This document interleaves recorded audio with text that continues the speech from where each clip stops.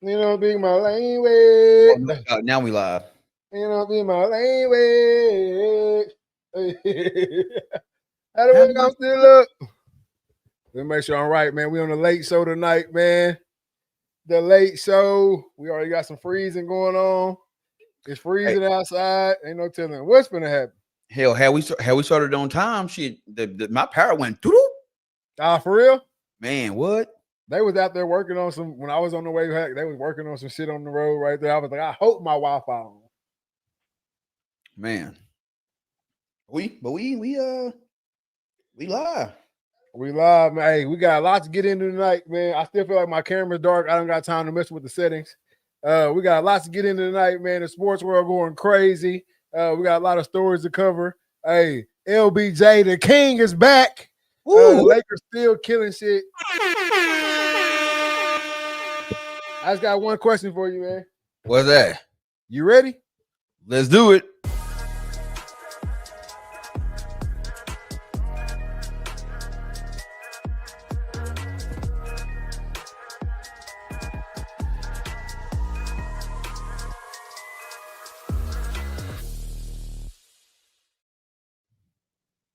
Good afternoon, good evening, good night. This is season 7, episode 38 of the Read, Talk, and Listen podcast. I'm your host, Nick Reed, along with my brother and co-host, Trey Reed. No killer Cam tonight. How you doing tonight, man? Bruh, I'm good, man. Just I'm been ready for this show, bro. Like I was so ready for the show. I had this shit prepped Monday. normally it's like we prep 10 minutes before the show. I had this shit prepped Monday.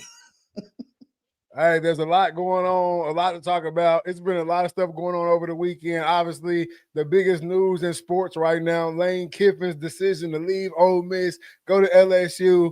Like I said in the pre-show, the king is back. Even though the Lakers did just lose their last game to the Phoenix Suns, the king is back in town, looking good with Austin Reeves and Luka. Buyouts, NIL pressure, the modern college football era. We got all type of stuff to get into tonight, man. But first things first, man, if you're watching the show right now, I want you to hit that follow button. If you're on the Facebook, if you're on the YouTube, hit that subscribe button. Anywhere you're watching right now, hit the follow. New live shows over on Spotify, or not live shows, but you can see the video now of us over on Spotify. So make sure you get over to the Spotify, follow the Read, Talk, and Listen podcast. It's popping over. Hey, it's popping over on Spotify, baby. Wipe me down. Wipe me down. So shout out to everybody who's gotten over to the Spotify to see us, actually see our faces now on the Spotify, just our voices, man. So shout out to all y'all. But like I said, hit that like button, subscribe button, wherever you're at. If you're on the YouTube, hit that notification bell so you can know anytime we go live or drop content over here at the Read, Talk, and Listen podcast. Also, get over to the Instagram, follow my guy right here, DA_Dreaded Archer 17, and follow myself, Big Poppy _O&E9. All right. Hunter Harrison said, #1 fan, man. Hey, you got some competition, Hunt, but you up there. You up there. Brooke Harless says, hi. What's up, Brooke Harless? Dang, I didn't know Spotify's doing that now. Chelsea Lynn says that. Yeah, hey, Spotify's got video now. Make sure you get over there and see it. Y'all trash podcast, not gonna lie. Appreciate you, Jesse. Hey, hit the link and come speak your piece. Yeah, hit the link. If you really feel that way. If you really feel that way, come speak your piece now. You know what I'm saying? Jesse, what that is? Jesse Sandoval. You must be the dude from Oregon I got on your top. You must be that dude from Oregon I got on your top. But yeah, man, best podcast over here, the Read, Talk, and Listen podcast. Take that comment down, man, before you piss me off tonight. It's gonna be a good night tonight on the Read, Talk, and Listen podcast, man. Make sure you share it. Let everybody know what you're watching, why you're watching, and where you're watching over here at the Read, Talk, and Listen podcast. I love it. Hey, Hunter Harrison says, I'm going to roundhouse Jesse for the boys. And we appreciate that, man. For sure. We appreciate that. And I don't even really know where to start tonight. Bro, it's nuts, man. Hell, I even got the light set up for my boy Lane, man. Yeah, I got the purple in the back. Man, you might see a little tiger walk by or something like that. You know what I'm saying? we're definitely gonna get into we definitely gonna get into Lane Kiffin tonight for sure, man. But I think first we gotta get a quick sponsor shout out, man. So go ahead.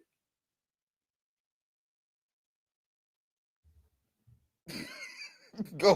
What am I sponsoring? What am I talking about? Hey, I don't make the notes. I just get on here and talk. Quick sponsor shout out. I thought we had some new shit popping. No, shout out to Say Grace, man. Hey.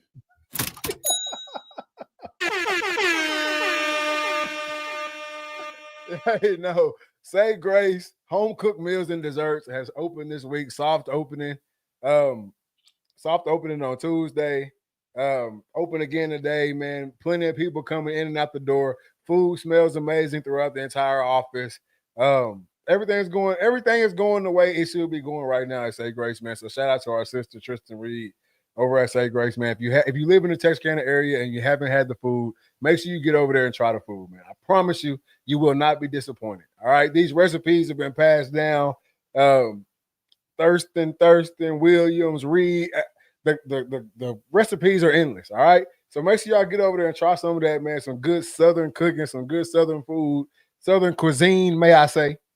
Get over there and try some, man. Take it to go. Enjoy it with your family. Around the holidays, you can get a whole pan and put it in the oven yourself and finish cooking it out and do it all. Do it big, man. So you got the catering going on. If you're having a big event, they cater. Just make sure y'all give them a call. Get over to the Facebook, Say Grace TXK, and check them out. Oh, right.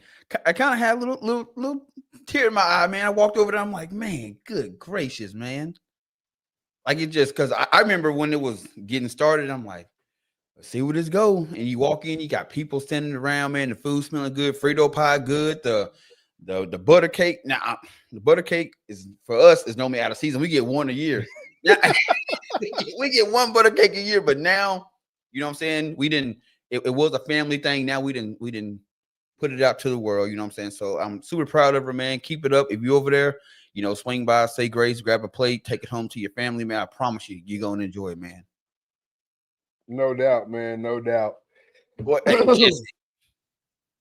told y'all the podcast trash. They don't even know what they're going to talk about. Oh, we don't know what we're going to talk about when I just named off 17 things.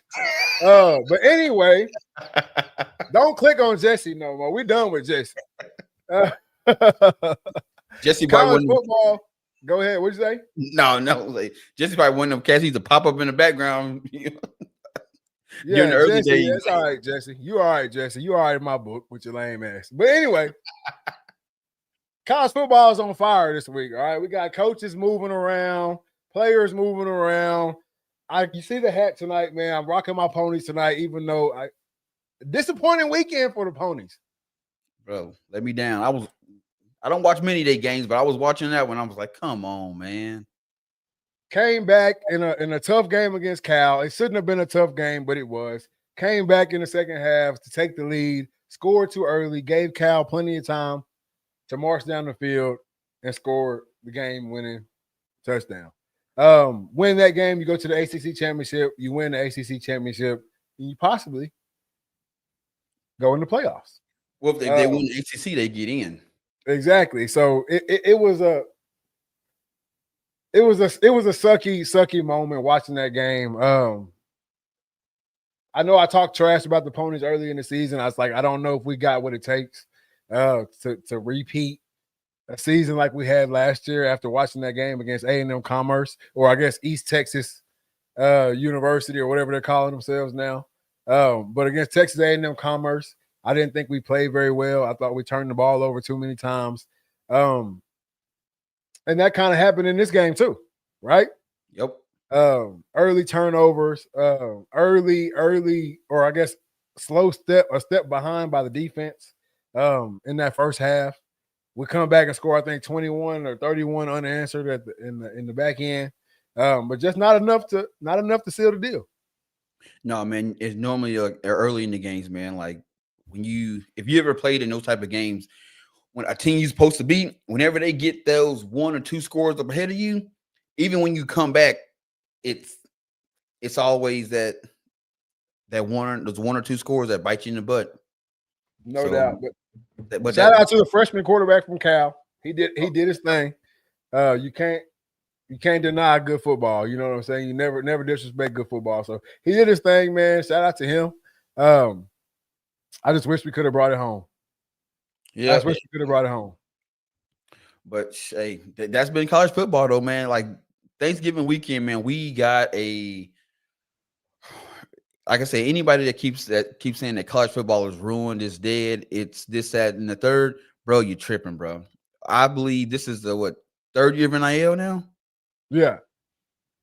And this is the best football we've watched, the best college football we've watched in the last 2 years. It keep getting better every year, and it seems like the talent is getting better every year, and the stakes will keep getting higher every year. So I mean, right, if you sat back and watched any game this Thanksgiving weekend, and you said college football is trash, you are not a true football fan. I can tell you that for sure. No, and I think we talked about this and covered this before.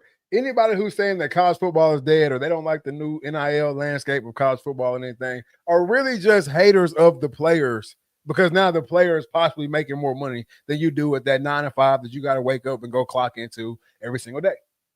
Oh, that's facts. That's I think we're way past letting that shit slide. We're way past letting that shit slide. If you saying like, "Oh, college football is in the dumps now," I can't believe these guys get. Who cares? Who cares they're making money? Who cares how much money they make? What you eat don't make me shit. Straight up. If you're a fan of football, there's no way you're looking at these games every Saturday, and thinking college football is in some type of trouble. And it's at all levels too. It's Division One, AA, hell, D2, D3 turning up. It's like it's just, man, across the board. You cannot beat it, man, at all. You can't beat it. Gotta love it. Obviously, the biggest news in football right now is Lane Kiffin, right? Right. But before we dive into Lane Kiffin, I have a question for you. All right. Is there loyalty, or has there ever been loyalty? Because I think there's a notion right now that there was at some point. So I want to ask you, has there ever been loyalty in college football?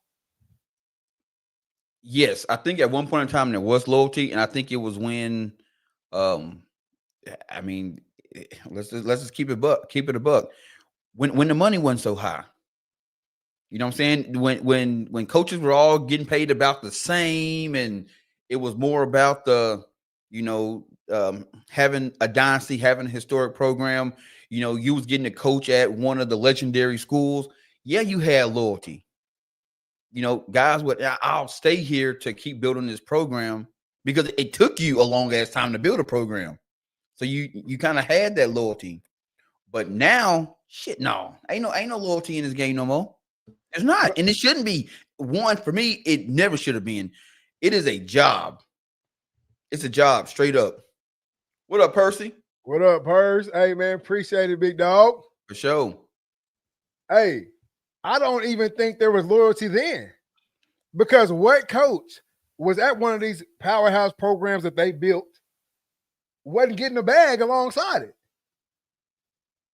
Do we think Nick Saban stayed at Alabama because he was loyal to the soil? No, he was getting that bag. He bounced. There it goes right there. Nick Saban wasn't loyal till he got to Bama, if we were talking coaches. Yeah, he kept going until he found a spot that would give me what I need. Bro, and it seems like, when you are part of a legendary coaching tree, you tend to bounce around till you get that one job you want, especially in the SEC. No doubt. And I think if Nick Saban, if Alabama wouldn't have matched every single offer that Nick Saban ever got, we may have seen Nick Saban at a school like a Texas. Yep. Or hell, even back to LSU. You know what I mean? Like, it's not like these guys are staying here by choice. There is something tying them to the program. Normally a check. It's 99% a check.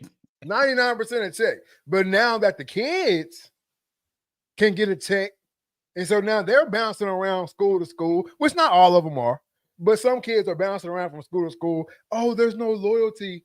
There's no loyalty in college football. I am loyal to my pockets. Straight up. I'm loyal to my family. I ain't loyal to a fucking name on the side of this helmet. What's the favorite coaches used to say back in the day? Hey, play for the name on the front, not the name on the back. No, sir. No, sir. I thought that's always been done. I can't lie to you. I thought that shit has always been done. Exactly. The money is holding them where they are. It's a placeholder. What coach do you know? You can go Bobby Bowden, Nick Saban, hell, Bear Bryant. Go back as far as you want to. What? Joe Paul. A bag came with that shit. I don't look. Somebody said Alabama gets who they want. What do they mean by that? Coaches or? Yo, you talking about coaches or players? What does that mean? They get who they want. Because for a second, they thought DeBoer wasn't who they wanted. Exactly. So, do they get who they want? Players. We not talking players right now. Even if we were, that's not true. Definitely not true. Yeah, in the Saban era, did they get who they wanted? Of course. Of course they did, because Nick Saban could go sit in the living room, pull that jewelry out, pull that pamphlet out with 37,000 people out put in the NFL. Oh, I also coached in the NFL, and I know these cats. They call me on the daily. And that would get whoever they wanted to come to that school. But now it doesn't matter. Yeah, Alabama sounds great. Alabama sounds nice. But that $2 million that Tennessee's going to give me, that $3 million that LSU is going to give me, that $5 million that Ole Miss is going to give me, that I don't give a damn about Alabama. No. And during the Saban era, you got to think about it. Cass was willing, you'd have a 5-star cat willing to go sit at Bama for 2 to 3 years. That shit ain't flying no more at all. So no, the fact that you saying Bama gets who they want as players, that shit don't fly no more. You living back pre-NIL days. That shit has been out the window. Because now I can sit at Alabama for 2-3 years and not play. Or I can go down the street to Ole Miss and get $2-3 million, and I'm playing. That shit ain't that's the old way of thinking, player. That's the old way of thinking. But hey, you tried it though. Yeah, you tried it, and I think as we unravel this Lane Kiffin trail, we'll get a little bit more into that NIL bag. Oh, my bad. Very true. Courtney Morgan still gets who fits the scheme. They've already proved it. They just let go of some players today purposely and only signed 20. They paid who they wanted. Dom, college football talk. Are you a Bama fan? Because you sounding real homie right now. You sounding real homie right now. But Alabama doesn't have the number one anything right now. Hell no. I think the number one recruiting class is damn, I just had that shit pulled up too. The number one recruiting class is USC right now. And Quinn Miller, what up, baby?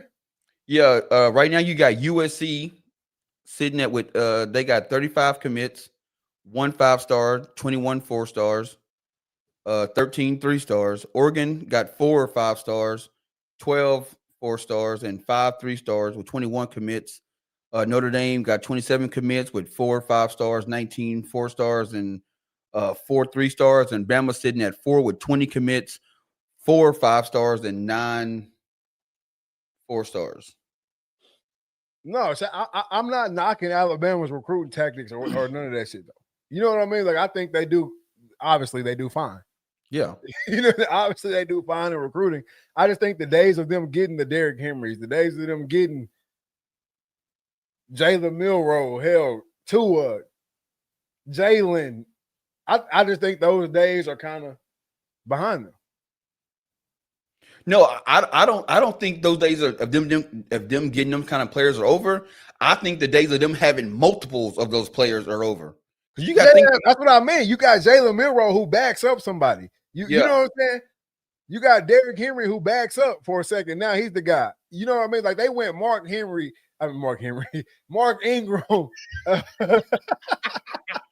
Sexual chocolate. Yeah. They went Mark Ingram, Trent Richardson, Derrick Henry. You know, they went those bam, bam, bam, bam. Kenyon Drake. I mean, at one point in time, you know, they had Kamara in the locker room. Like all these guys were there at the same time. Yeah. I don't think they have that depth anymore. No, not at all. They got the number 2 running back in the nation. I hear you. Is their running back room full of number 1? Is their wide receiver room full of number 1s? It's Smith, Waddle, Julio.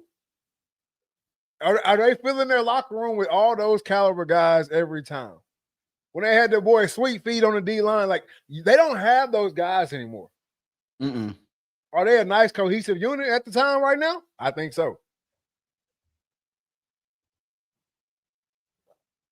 They got the number 1. I see you a fan. I see you a fan. Yeah, he already said. He said, "Yes, I am." Bama got number 1 linebacker, number 1 safety, number 1 corner. They are purposely getting who they want. See what he's saying right here? They just signed the number 2 wide receiver, Sadarian Morgan. I don't think he understands what we're saying. I don't think he does either. Check it out, Dom. Yes, they are going to get the top recruits. What we're saying is the days of them having where they was getting the number 1, number 2, and number 3 running back in the country. That shit ain't happening no more. Yeah, you'll land a number 1, but 2, 3, and 4 are going down the street. Y'all gonna see them some bitches every Saturday or every other Saturday. And that's what I'm saying. Like right now, okay, they got the Ryan Wilson cat at receiver, right? If we take this back 3 years ago, they have 4 Ryan Williams. They got 3 Ryan Williams and a crazy ass running back. That's what we mean. You know what I'm saying? By they're not getting what they used to get. It's not as easy for them to get what they used to get. And hell, it ain't even a guarantee that the guys that they signed today will end up on campus in January. Thank you. Because that shit don't happen. Those days of when you sign a letter of intent, man, that shit don't mean nothing until you get on campus. Because somebody it really don't even mean nothing, bro. There's so many guys that will go to Bama. There's so many guys that will go to LSU, Florida, that we never even see them in the uniform. Nope. By the time we see them pop up, they got on different colors. 2 or 3 times. That's the day and age we live in. But hey, I like Bama. I'm not a Bama hater. I think the way people talk about Notre Dame, college football is better when Notre Dame is good. I feel that way about Alabama. The best years of college football, Alabama is at the top. Yep. He said, a lot of names y'all calling out in the Saban era weren't all 5 stars or number 1s in their position. Saban was a master development coach. Here's the thing, bro. I ain't going for that either, though. But go ahead. Yeah, but Dom, I don't know if you played college football, but let me tell you something. That star shit don't mean nothing. It look good. It look good on paper. It's good for guys that have a sports podcast or you a sports commentator. It's good to talk about. But when you get on campus, them shits don't mean nothing. Exactly. You a 5, 4 star. That shit don't mean nothing. I think when we say number 1, I think you think we mean number 1 recruit. I'm saying number 1. You can go to any school in the country and you are the number 1 guy. Any school in the country, you're the best receiver. Any school in the country you go to, you're the best QB. Any school in the country you go to, you're the best running back. That's what we mean by when we say number 1. So I'm not knocking Alabama. I'm just saying it's not a stacked squad like it used to be. You don't roll, even yourself as an Alabama fan, you don't roll into Saturdays like you used to 5 years ago. Showed on. You can't. You can't. You don't If even you are, make you the post delusional. you used to make before the games. I can guarantee you, I've never been to your social media, but I guarantee you, if I can go back 5 years, the post you made Saturday morning look a lot different than the ones you make today. Because there was a point in time where you knew y'all was rolling in and gonna win. Now you roll into a game is shit. It's a little shaky. I remember right here on this, sitting in this seat, speaking on Alabama after week 2, being like, I don't know, man. Buddy might be on the hot seat after this season. All I'm saying is Alabama signed only 20 players today on purpose, and of course not. Our greatest coach of all time retired. No, bro, check it out. Why did he retire too, though? He retired because he couldn't compete in his. I'm not saying he couldn't compete. He didn't think he could. He didn't think he could compete in his landscape of college football, and that's you got to sit there and get it from the man himself. But check this out. Y'all only signed 20 because it's early, and there's a whole lot of cats out there that's still waiting for offers to come in. They're not settling just yet. I promise you, some of the top guys ain't. Jesse said, I already checked out his page. It don't go back that far. Oh. My B. He said, so y'all speaking for Saban now. No, he's saying it. Yeah, I'm an Alabama fan. Yeah, I'm saying what he said in interviews. When he didn't come out and say, well, I don't think I retired because of the landscape of college football, but he was saying, I don't like how things are going. I don't like the direction college football is going in. I think it's time for me to step away. Not that he couldn't compete, not compete as far as going in and lining up on Saturday and winning. Not that kind of compete. What I'm talking about is it's hard to coach a kid when he can tell you, fuck you, I'm going down the street. You're not going to talk to me any kind of way. As you say, I'm the number 1 running back in the country. You're not going to talk shit to me. I'm going down the street. I'm the number 1 quarterback in the country. I'm going down the street. You're not going to talk to me any kind of way. Your ways of coaching does not fit the generation coming in today. It's hard to tell a kid who got $100,000, $500,000, hell, $1 million in his account. It's hard to tell him shit, especially when he got the leverage and he can up and leave your program and leave your program in shambles. It's real hard.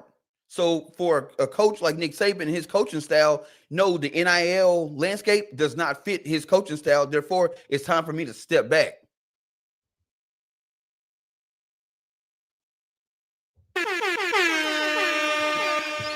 Hit him with that shit, man. But no, I love Nick Saban to death. I love Nick Saban. But I'm not telling you something he didn't already say. Right? It ain't got nothing to do with age. He could have coached at Alabama till he was 95 years old. Shit, Joe Paul was damn near in his 90s when he was at Penn State. Yeah, like nobody would have batted an eye to it, right? Like he's earned that right. I just think he saw the writing on the wall. My recruiting tactics, my way of coaching, it's kind of like Bill Belichick with the Patriots. Yep. My Patriot way doesn't fit in with this new landscape. If you, back in the day, you go to Alabama, you do what Nick Saban says, hell, you could be 3rd string. You're going to the NFL. Right? That's all that you had to worry about. Because you ain't getting no money now, at least legal money. So you go, if you stay the course, I'm going to get you your money. Yep. But now the cat's like, hey, I want it now, Nick. I want it now. What you gonna do now? Oh, JG Wentworth, baby. It's my money. I want it now. I want it now. So I think that aged him out. Not anything that has to do with his age, but that aged him out. Like the game just changed on Nick Saban quickly, overnight, really. Right? So those days are over for them boys. It's over for anybody though. Nobody's rolling. I mean, a couple of years there, A&M was rolling out the red carpet, right? Yep. Texas goes to the SEC. They get better. Now you got to compete with that Texas money. That Matthew McConaughey. Hey. You got to compete with that. You got to compete with that Matthew McConaughey. You know what I'm saying? You got to compete with them Lamborghinis on that sideline. Now you're competing with other things that have nothing to do with the game, right? Like they had the pancake deal for the old lineman. You an old lineman, you sign with Texas, you get $50K or whatever it was off the rip.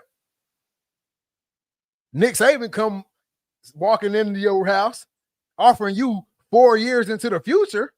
I'm not trying to hear that no more. No, mom and light bill need paid today, player. Today. So the landscape just aged my boy out, man. And that's what we get when we start getting into the nitty-gritty of the Lane Kiffin. Them folks down there in Baton Rouge told him, hey, we're gonna give you $15 more million a year. Oh, that ain't enough to make you move. All right, well, we're gonna give you $23 million in NIL per year. 25. 25, my bad. And now we got it going on. What did he say right here? But would you guys agree that paying the number one QB $10 million is only the recipe for disaster? Dudes going to teams for money, they may not even fit the scheme. A lot of these cats won't see the NFL. I don't gotta see NFL if I got $10 million in college. I don't care. That's true. It really doesn't matter to me if I go to the NFL now. Yeah, and one, I see what you're saying, but it all depends on the kid and his goal. You got to think about it. Dom, I don't know how old you are, but if you like me, hell, you growing up, the goal was to get to the league because that's when you saw the bread. Yeah. Now, and there wasn't too many avenues to make a bunch of bread. Now these guys, now they can make money on their name, image, and likeness. Now they in commercials. You know what I'm saying? They got these brand deals, and not to mention now they got the streaming. They got the social media following now. Do I really need to go to the NFL? I mean, it'd be nice, and I'm sure the majority of players still want to get there, but there are a small percent of cats that's like, shit, I can make this money and get out and go do something else. Because if I'm making $10, $15 million in NIL, if I manage and budget it right, I never have to work again. Because you got to think about it. The average lifespan of an NFL player is 3 years. But also think about this. If you are a top quarterback at a big program, you might not fit the scheme. If y'all win some games, your ass going to the league. You going. It's just going to be by design.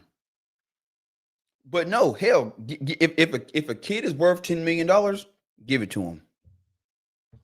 If you think a kid's worth $10 million, you have to give it to him. Because if you think he's worth $10 million, who else thinks he's worth $10 million? Yep. I don't think anybody's getting $10 million to the QBs right now. But hey, if anybody thinks if you think a kid's worth $10 million and you have it to spend it. Ryan Day, Ohio State, has showed you whatever you think the players are worth. If you give it to them, you will be successful. $22 million roster, national championship. And finna get another one. And you got your best receiver and your QB coming back again. Y'all think Michigan QB Bryce Underwood is worth $10 million? Is Bryce Underwood getting $10 million? Hell no, because right now the lead NIL is Arch, ain't it? Is Arch Manning at like 6 or 8. I don't think I just seen Bryce Underwood get thumped on. But it is by Ohio State now. But I don't think he's worth $10 million. I don't think anybody's worth $10 million. Not right now. I do. I might be worth $10 million to your program. I don't think anybody. I haven't seen a college player this season worth $10 million. Oh no! Like if you asking me, no, he ain't worth $10 million. But he might be worth $10 million to Michigan. Yeah, you know, I mean, yeah. He can play for me. Hey, player, hey, you might be worth a couple $100,000. But I also got 2 or 3 in the stable that I know can go. But if Michigan might drop the bag on Bryce because there's already rumbles of him leaving campus. Yeah. But you be a fool to drop the bag on him. Go to Bryce and say, look, we're giving you the little 2, 3, 4, whatever it is right now. we're gonna take this 10 that you because I don't know where this 10 number coming from. I'm guessing it might be out there somewhere and I've missed it. But the 10 you want, we're gonna take this 10 and bring you in 2 receivers. We're gonna take this 10 and bring you in 2 receivers and a running back. We're gonna take this 10 and bring you in 2 receivers, a running back, and 3 linebackers. Yep. A lockdown corner. Like we gotta stop forgetting that conversation is still able to be had. Yeah. It's not just straight money talk. So you can take that 10, bust it down. Oh, yeah, on top of your 4 you getting, we also got the team collective. So you're gonna get a little piece of that. Like we gonna get you paid. Hell, you in Michigan, where the car lot. I need it. I need it. God, right down the street. Whatever he trying to drive, I need it. Wherever he trying to live, I need it. You know what I'm saying? Like there's other ways to keep the kid around than just giving him a crazy bag. Because you also don't want to be tied up with a crazy bag and he still bounce. Yep. Right? Like I think there's multiple ways. But with the Bryce Underwood cat, because I was watching that Ohio State Michigan game and they were talking about, well, we wonder if we're gonna even see him in the blue and gold next year, or whatever they were saying. If that's what you think,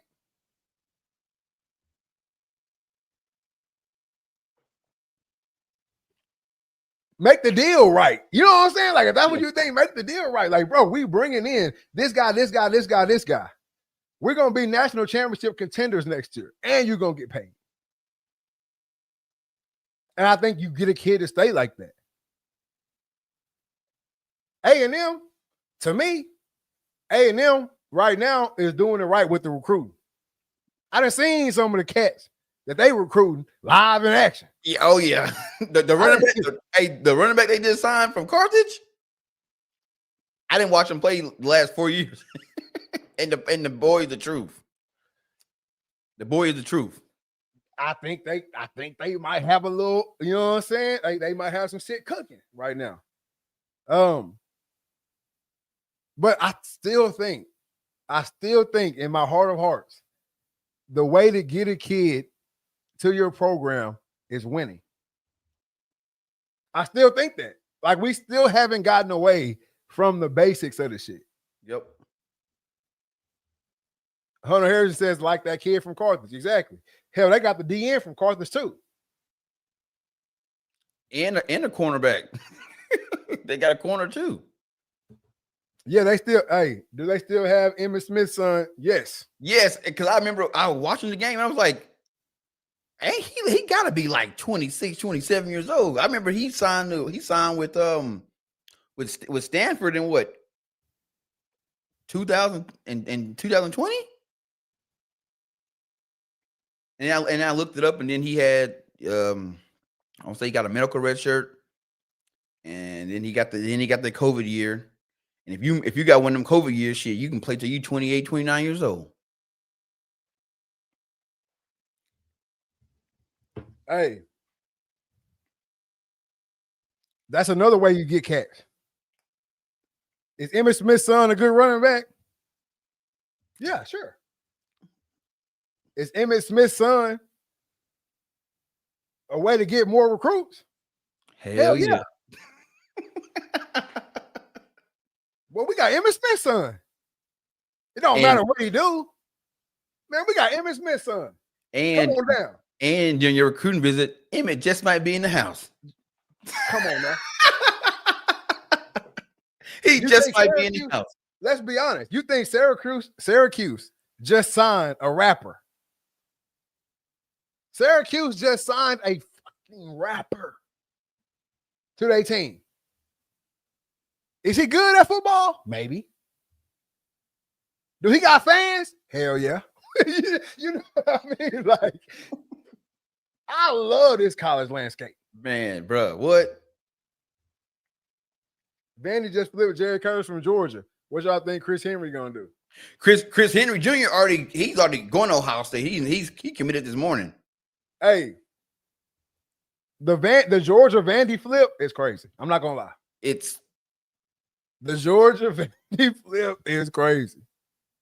Because at the end of the day, I know Vandy been doing their thing for the past 2 years. I know they have.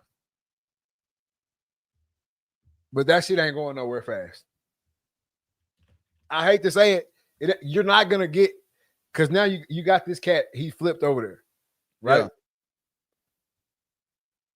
What is making Vandy roll right now? Who is making Vandy roll right now? The past 2 years. Oh, the quarterback. The QB. Who's to say this cat gonna come in and be able to roll like him? Or make it roll like him? Ooh. You see what I'm saying? Like, that shit has to come into play too. What's making your program run? Are you full of fifth years? Are you full of 5-year guys right now that everybody knows this college game so well that it's just working right now? Once those guys leave, you back to square one? Is the quarterback fucking phenom? Once he gone, the next guy's not going to. Colorado, perfect example. I know they haven't won shit, but Colorado, perfect example. You got Travis Hunter and Shador Sanders on your team. Put all these cats around them. Remove the two. It's been the fucking shambles. But Dom, you're bring right. in Yeah. 2 top QBs. Yeah. You bring in 2 top QBs. The cat leaving Liberty, everybody wanted them. Then you got the Juju cat coming out of high school, everybody wanted them. Insert them into Colorado, and you get this season. Yep. Oh, and yeah, Dom, you're right. Yeah, he has not. So he's committed to Ohio State, but he has not signed his letter of intent. If he's smart, he'd go there. I'm just like. You think that he said Clark Lee system? How long Clark Lee been there?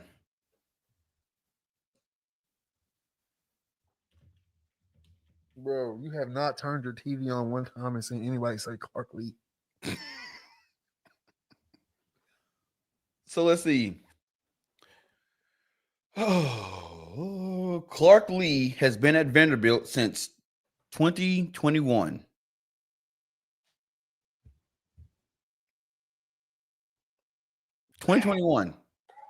Vanderbilt has been relevant, 2 years?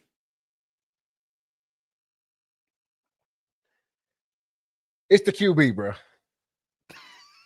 The QB is fucking great. Like, come on, man. I'm all for systems, right? I'm all for systems. I'm all for like coaches who have good systems and who, when you plug and play, it works out. And you know what I'm saying? Like, I'm all for that. But you have to have, there has to be one cog in your machine that just outworks everything for your team to be successful in college football. Yeah, Chris, I know. We ran that offense when I was at the Naval Academy. It's super hard to defend, but everybody say that shit, but nobody who wins the national championship runs that shit. Thank you. I was about to get there. Everybody says that. It's hard. Who runs it wins. It's hard to defend until they take your running game. Then you ain't got shit. You don't. It's hard to defend until you come up against some cats that you can't fucking block. Yes. That you can't run past. Every coach that has made a scheme, it all works on paper. It all works on paper. But until you get the guy or the guys, it's just a scheme. It's just a scheme. It's plenty of coaches who've been great coaches. And we all said, damn, man, he's such a good coach. That scheme he got going over there, man, it's great. 5 years later, fired. Because cats stopped fitting in the scheme. So can Vandy beat any team in the country? They haven't beat every team they played. Anybody can beat anybody on a Saturday, but look at Vandy's schedule. They didn't beat everybody they played. I mean, prime example. Georgia Tech runs the same, almost something similar to what Vandy run. Look how their season started and look how it ended. It worked until you come and get some people that, like Nick said, you can't block, you can't run past. Every scheme works until you come up against somebody like all schemes work on paper is the truest thing I've ever heard. No doubt. No coach has ever written up a scheme and be like, oh, this shit ain't gonna work. We're gonna run it anyway. It might not work. No one's doing that. You have to have a guy or guys that are able to run your scheme. You might have to have that quarterback that's been in the system for 3 years, that he know it in and out like the back of his hand. You might have to have that running back that when he get the ball, it's 5, it's 7. He hard-nosed runner. He swift feet, whatever it is. You might have to have that receiver that if he gets one-on-one coverage, it's fucking tud. Now you have that. Hell yeah, your scheme look good. Because now it opens up the defense. Now I can't target on one thing. I can't focus on the run. I can't focus on X wide receivers. You got multiple receivers. Then you got the tight end. Like, it opens up the defense, and now they can't cue on one thing. But I don't know. I mean, you let Vandy's done good the last 2 years, but I promise you the SEC gonna catch up to them because they're not going to continue to get the recruits that they got in, because a lot of them guys have been there, 3-4 years. And we still got the last of the COVID guys. We still got the last of what they call super seniors. These cats that's 25, 26 years old. You're going to start seeing that shit run out. And that's why you look at all these teams like Tulane, what's another one? James Madison. All these schools these random schools that popped in the top 25. Look at their roster, man. These dudes is 24, 25 years old. She says, what do y'all think about Ohio State? Shit, we said it earlier. Hey, they got a $22 million roster. Hell yeah, they should be doing exactly what they're doing right now. I love Ohio State. I love everything about Ohio State right now. First of all, they've locked in the guy that they need, like I'm talking about right now. They've locked in that guy. Jeremiah Smith is that guy. Every D coordinator, when they come in to play Ohio State, my defensive scheme is centered around 4. Period. Then they bring in the Saiyan kid who knows how to run that offense the way it needs to be run. Now, that's your main frame. That's your main frame right there. Now we got to look on the other side. I got, what's Tate? I believe his last name, Tate. Yep. It can be a number 1. Like I was talking about Bama earlier. Tate, 17, can go be a number 1 at any other college in the country. So now what? What do you do when you come in to play them? What do you do? You stuck like Chuck. It's simple shit. No, Tate is a receiver. That's what I'm talking about on the other side. Tate. Jeremiah Smith on this side, Tate on this side. Yeah. It's not they don't have a crazy scheme at Ohio State. Spread option. But every Saturday, we're going to be better than you. I'll spend the money for every Saturday. I know I'm putting the best team out there on the field. LA Dodgers. Every night we line up and play baseball, we got the best. That's how New York Yankees back in the day. Alabama has 2 corners who will lock Jeremiah Smith up. Now you're just fanning. Bro. I love that you're a fan, bro. I love that you're a fan.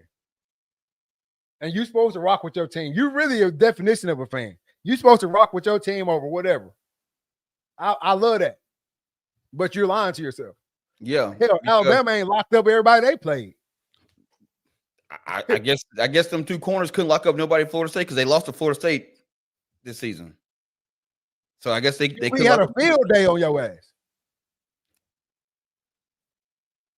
So and if you do lock Jeremiah Smith up, what you gonna do with Tate? Yep. Hell, what the run? I can't remember the running back name right now, but the running back ain't no slouch.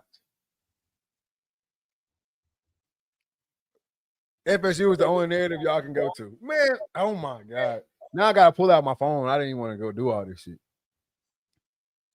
So what we trying to look up now? I want to look up what the receivers have done against Alabama in all their games. All right. So we can't look up what you call it, Florida State, because he, what did he say from what you call it, Coming to America, talking about what you call it, John Lewis, Rocky Marciano whooped his ass. Rocky Marciano. Joe Lewis, 30 77 years old.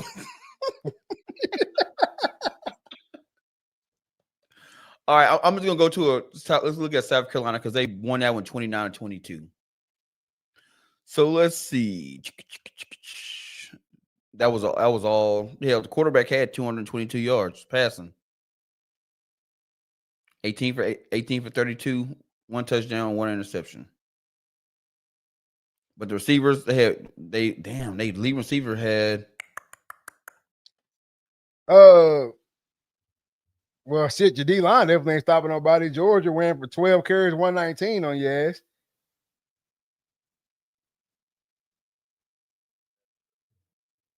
I mean, I'm looking at the South Carolina game, and they had, one receiver, he had one catch for 54 yards. Another cat had 4 catches for 47.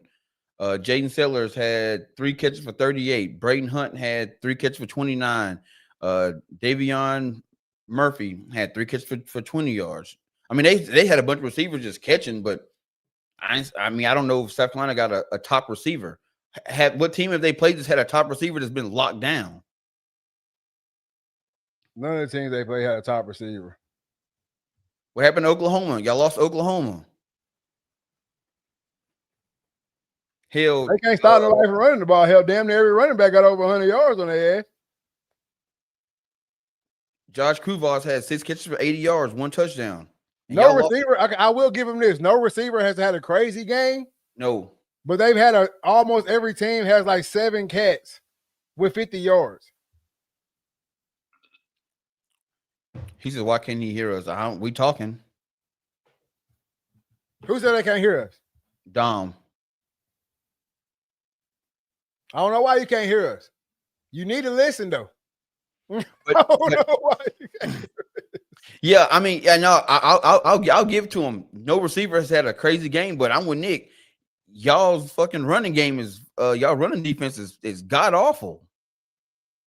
So hell, why would anybody have to pass against y'all when they can run the ball? And you talk about shutting down Ohio State. Okay, cool. Y'all shut down Tate and y'all shut down Jeremiah Smith, but then the running back go nutty. Then what? That's the whole thing with Ohio State. Yeah, okay, cool. Y'all shut down 2 corners. Now we run the ball. Now we getting 10, 15 on your ass. Now you got to put somebody else in the box.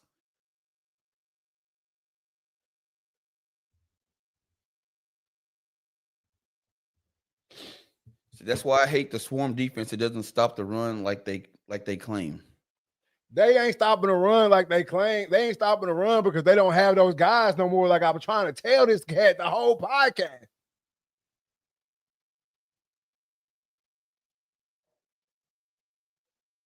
There were years at Alabama where no matter who was in the game, it was on lock.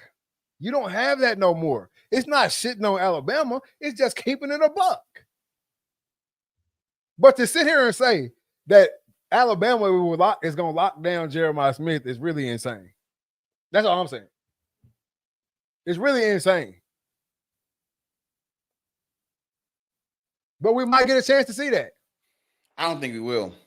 We might get a chance to see that.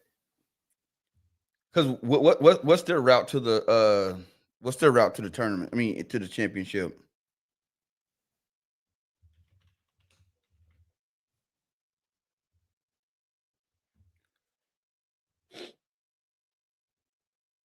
Shit, we can see it. They got Oklahoma again. We can see it. All they gotta do is beat Oklahoma, and we gonna see it. Oh yeah. Shit, all they gotta do is beat Oklahoma if they can, and we gonna see it.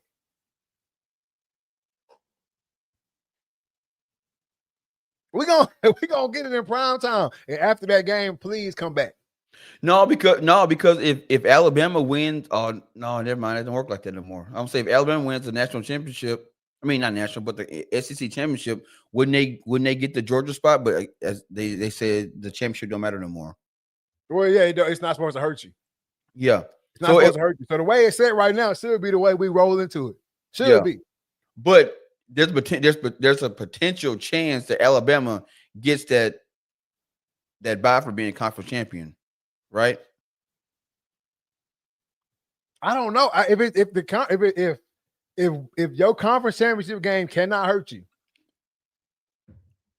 then the way the bracket is set right now, it don't hurt your playoff. It don't hurt you getting kicked out the playoff. I think it can move you around the playoff because technically that spot that Georgia's in is reserved for the top team in the SEC. So if but Alabama is not going. Yeah, I guess it would drop if they get beat by Alabama in the SEC. It'll drop. So Georgia, but is Georgia going to drop the 10? That's what I'm saying. No, they wouldn't drop the 10, but they would probably drop to what?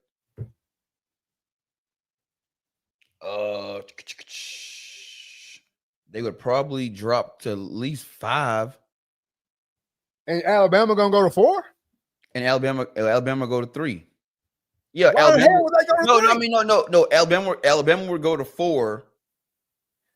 Texas Tech would then go to 3.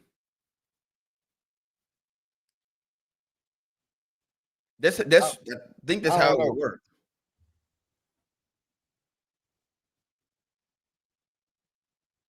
I think that's how it would work. So we won't see if that happens. We won't see Ohio State, Bama unless they make it to the semifinals. No, we'll see them in the semifinal. If Bama goes to 4, and then they got to play the winner of the Oregon and whoever wins that conference champ 12. I don't even know what position. No, because of Georgia and Bama. Let's just say Georgia and Bama flip spot because that's essentially what it'll be. Yeah. Maybe not number-wise, but place-wise in the bracket. If it go the way you're talking about. Alabama and Georgia will flip spots. That will put Alabama with the bye, Georgia playing Oklahoma. Then that'll put them on 2 separate sides of the bracket. That's right. After that.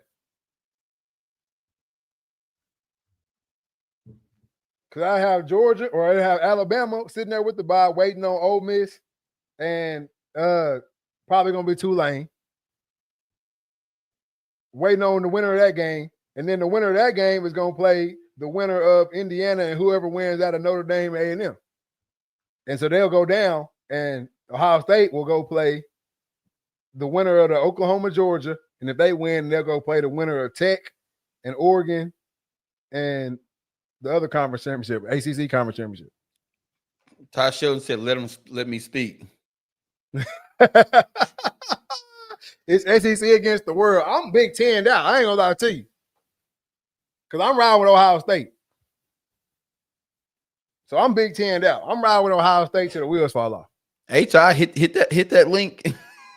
Hit that link if you try to come on here. Dom said, let's talk about Ohio State plays weak-ass teams all year with no real threat in the trenches. Hey, They won that whole last year. They did. Period. You gotta knock out the champ. If you don't knock out the champ, they get to walk to that hoe, in my opinion. Yep. And check it out, man. Like, I think this year we've probably witnessed the last of the big teams playing big teams early in the season. I think that shit gonna be over with because Texas just proved, like, look here, man, it don't even matter. It's all about your record now. Notre Dame just proved it's all about your record now. So we're gonna schedule a bunch. We're gonna play our conference schedule, but outside of that, we playing cake ass games just to win because the committee rewards winning. Hey, they started off the season with an SEC win for anybody who want to talk. Who? Ohio State. Oh yeah, they did. They started off the season with an SEC dub. Period. Oh shit. What's good, my boy? How y'all doing? Good, man. What's good with you? Oh, I'm just ready to talk about the college football playoff. What you got for me? All right, so I missed y'all's 1 through 9 rankings, but give me y'all's 9 through 12. I understand the Power 5 has to at least have their conference champion there, but what are we thinking Miami wise, Notre Dame wise? Personally, if Notre Dame doesn't join a conference, it's getting real old. Yeah. But they have them at, what is that, 10? Or excuse me, I haven't seen the latest update. Notre Dame's at 10 right now. Yeah, Notre Dame's at 10, which they got them playing A&M at 7. And my understanding is that the draft books have that as an even draw. Notre Dame's not that good. If they don't have an offensive line to block for Jeremiah Love, what are they going to do? I'm against Notre Dame to the fullest. I don't care if they rolled out 20 first rounders. I'm against Notre Dame till the wheels fall off. Until you get in the conference and go through the gauntlet. No, well, I'm a ride for the Catholics. But here's the thing. Until the committee or the preseason ranking system decides that they should be unranked and earn themselves in because they don't play in a real conference, we're going to have this conversation every single year at this time of the year. Hey, that's the same thing. It's the same thing that Army and Air Force, Army and Navy used to have to do before they joined the conference. Navy should have been ranked this year, but they weren't. Well, they are. They finished the season ranked 23rd. But here's the thing: even the years I was there, we would finish sometimes 19th. I think the highest we finished was like 18th one year. Sure. As soon as the season was over, and they put up the preseason rankings for next year, we were unranked. We had to earn our way back up. If you are independent, I agree with you. You might finish the season out 15th. Cool. But next season, your ass is gonna be right back at unranked. Hey, hold up, fellas. Pause in the action. All right, because I can't let this comment slide.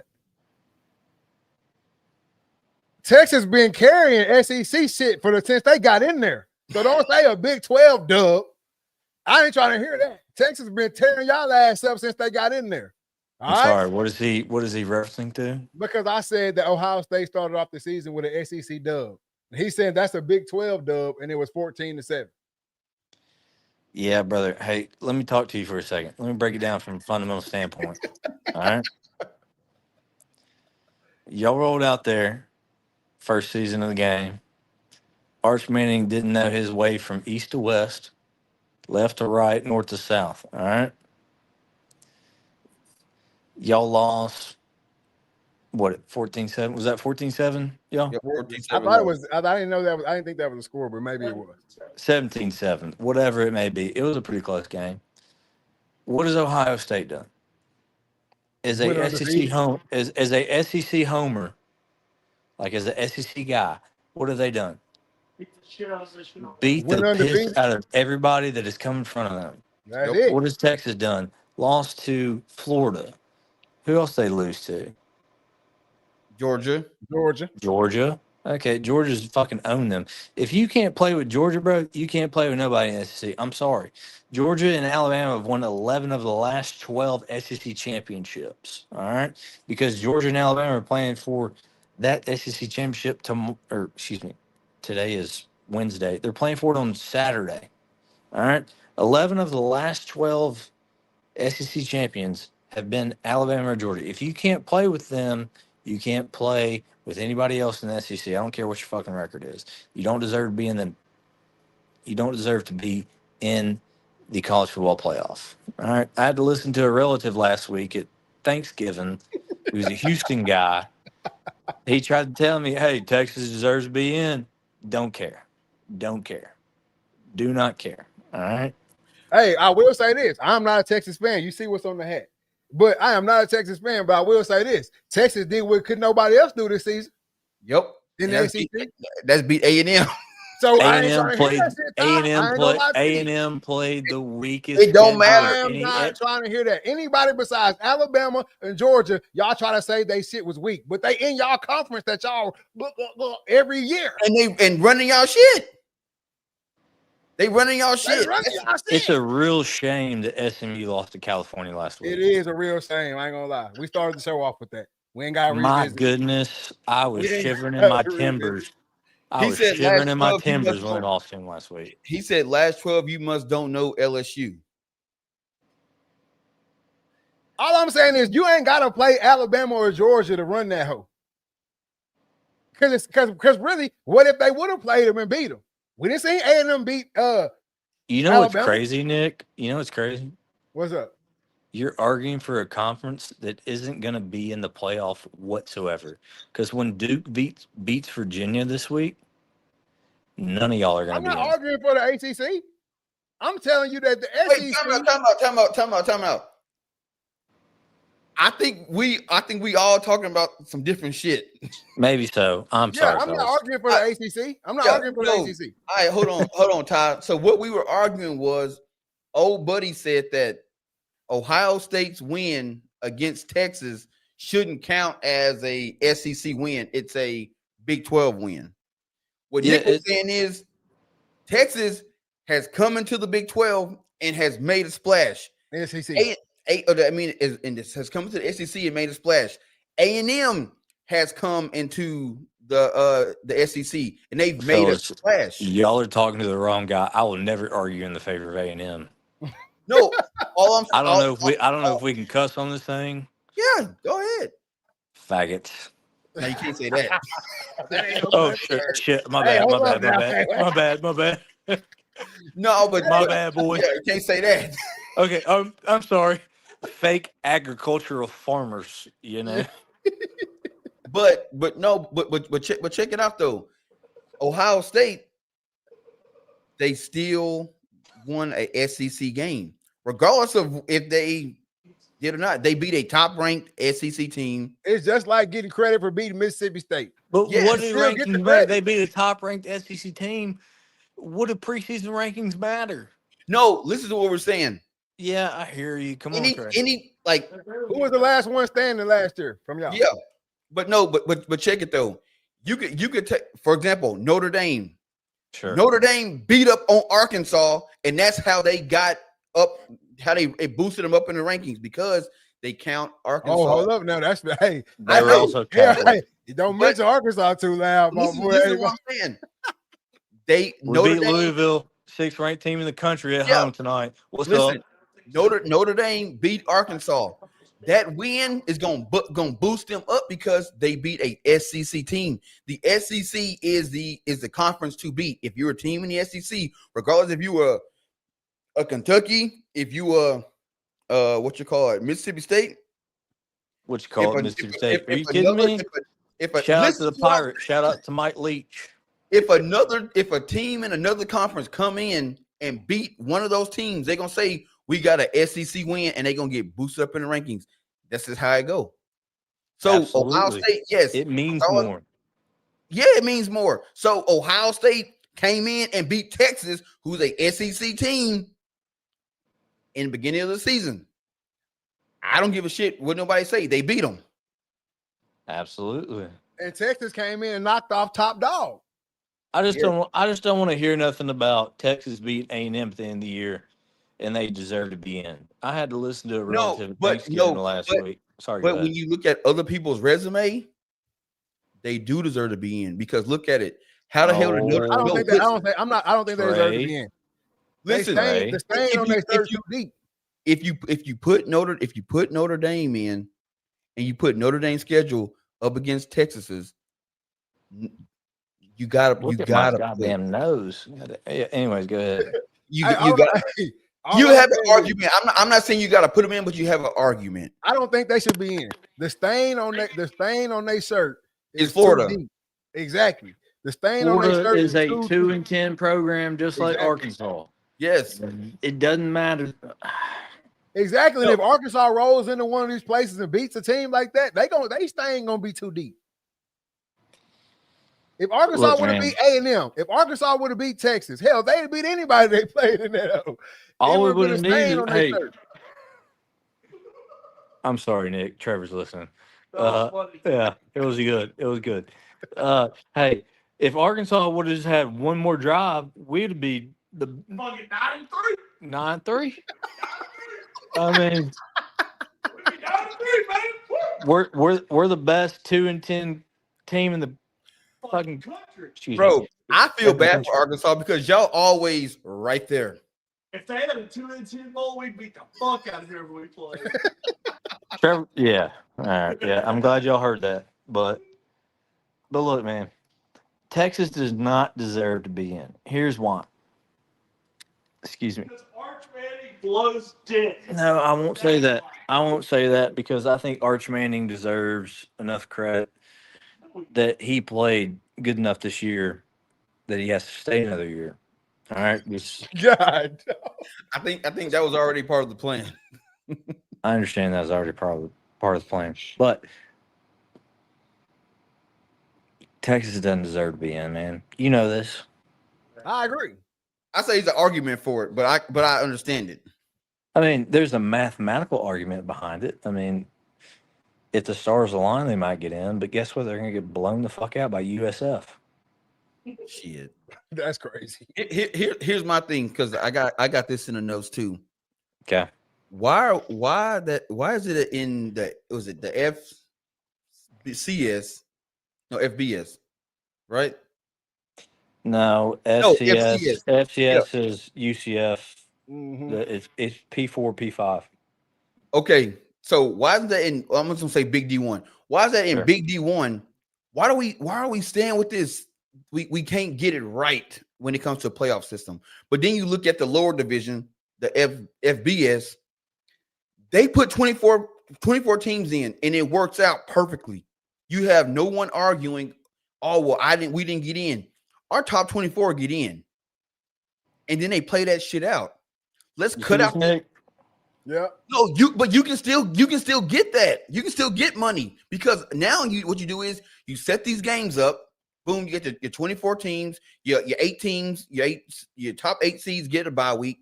Everybody else, and you make them all small bowl games leading up to the Major Four. I don't even think you do the top 24. I think you do. I think you take that shit all the way back to high school. Everybody. Here's a tape that I would love to hear. Hold on, I'd love to hear this. You take that shit back to high school. You split the conferences up, like all these big ass conferences you got. You split them hoes up into East, West, North, South. You take the top 2 out of each division. You go into the playoffs. And you play that shit out. That's how you find out who the best is in the country. All this ranking shit, putting this shit into a computer, because the computer is going to take a win against Arkansas and say, oh, this is the SEC opponent. They beat the dog shit out of them. All right, let's take them from 18 to fucking 10. The computer's going to tell you that. But we all know in real life, that don't mean a damn. Let me ask you something, Nick. What's up? Indiana versus Georgia. Who wins? Georgia. Absolutely. Okay. But not if I'm Indiana and I catch their ass in the 4th round. You see what I'm saying? That's how No, you I find don't. out No, who I the best don't. teams are. No, I don't. I don't feel what you're saying. What you? Because guess what? Hey, They're going to dog Indiana, their I ass to faced death. Georgia in the 4th round. You nicked up.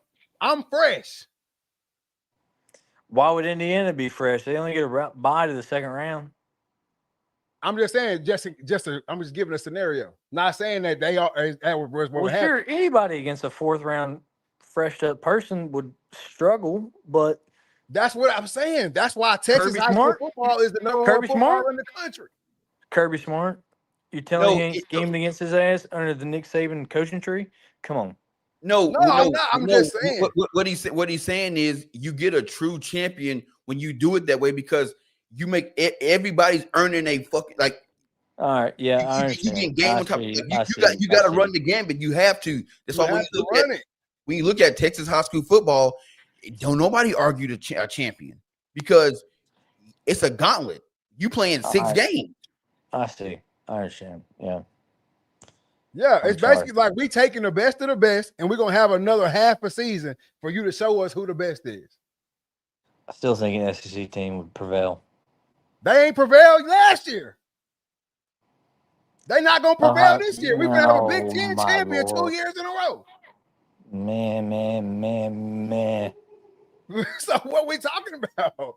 Yeah, the SEC talk. You talking like you said earlier. We talking to the wrong one to be arguing for A&M. Hey, you talking to the wrong one to be arguing for the SEC. I don't claim A&M. I don't claim nothing about them. I would rather them not be in my conference if I chose.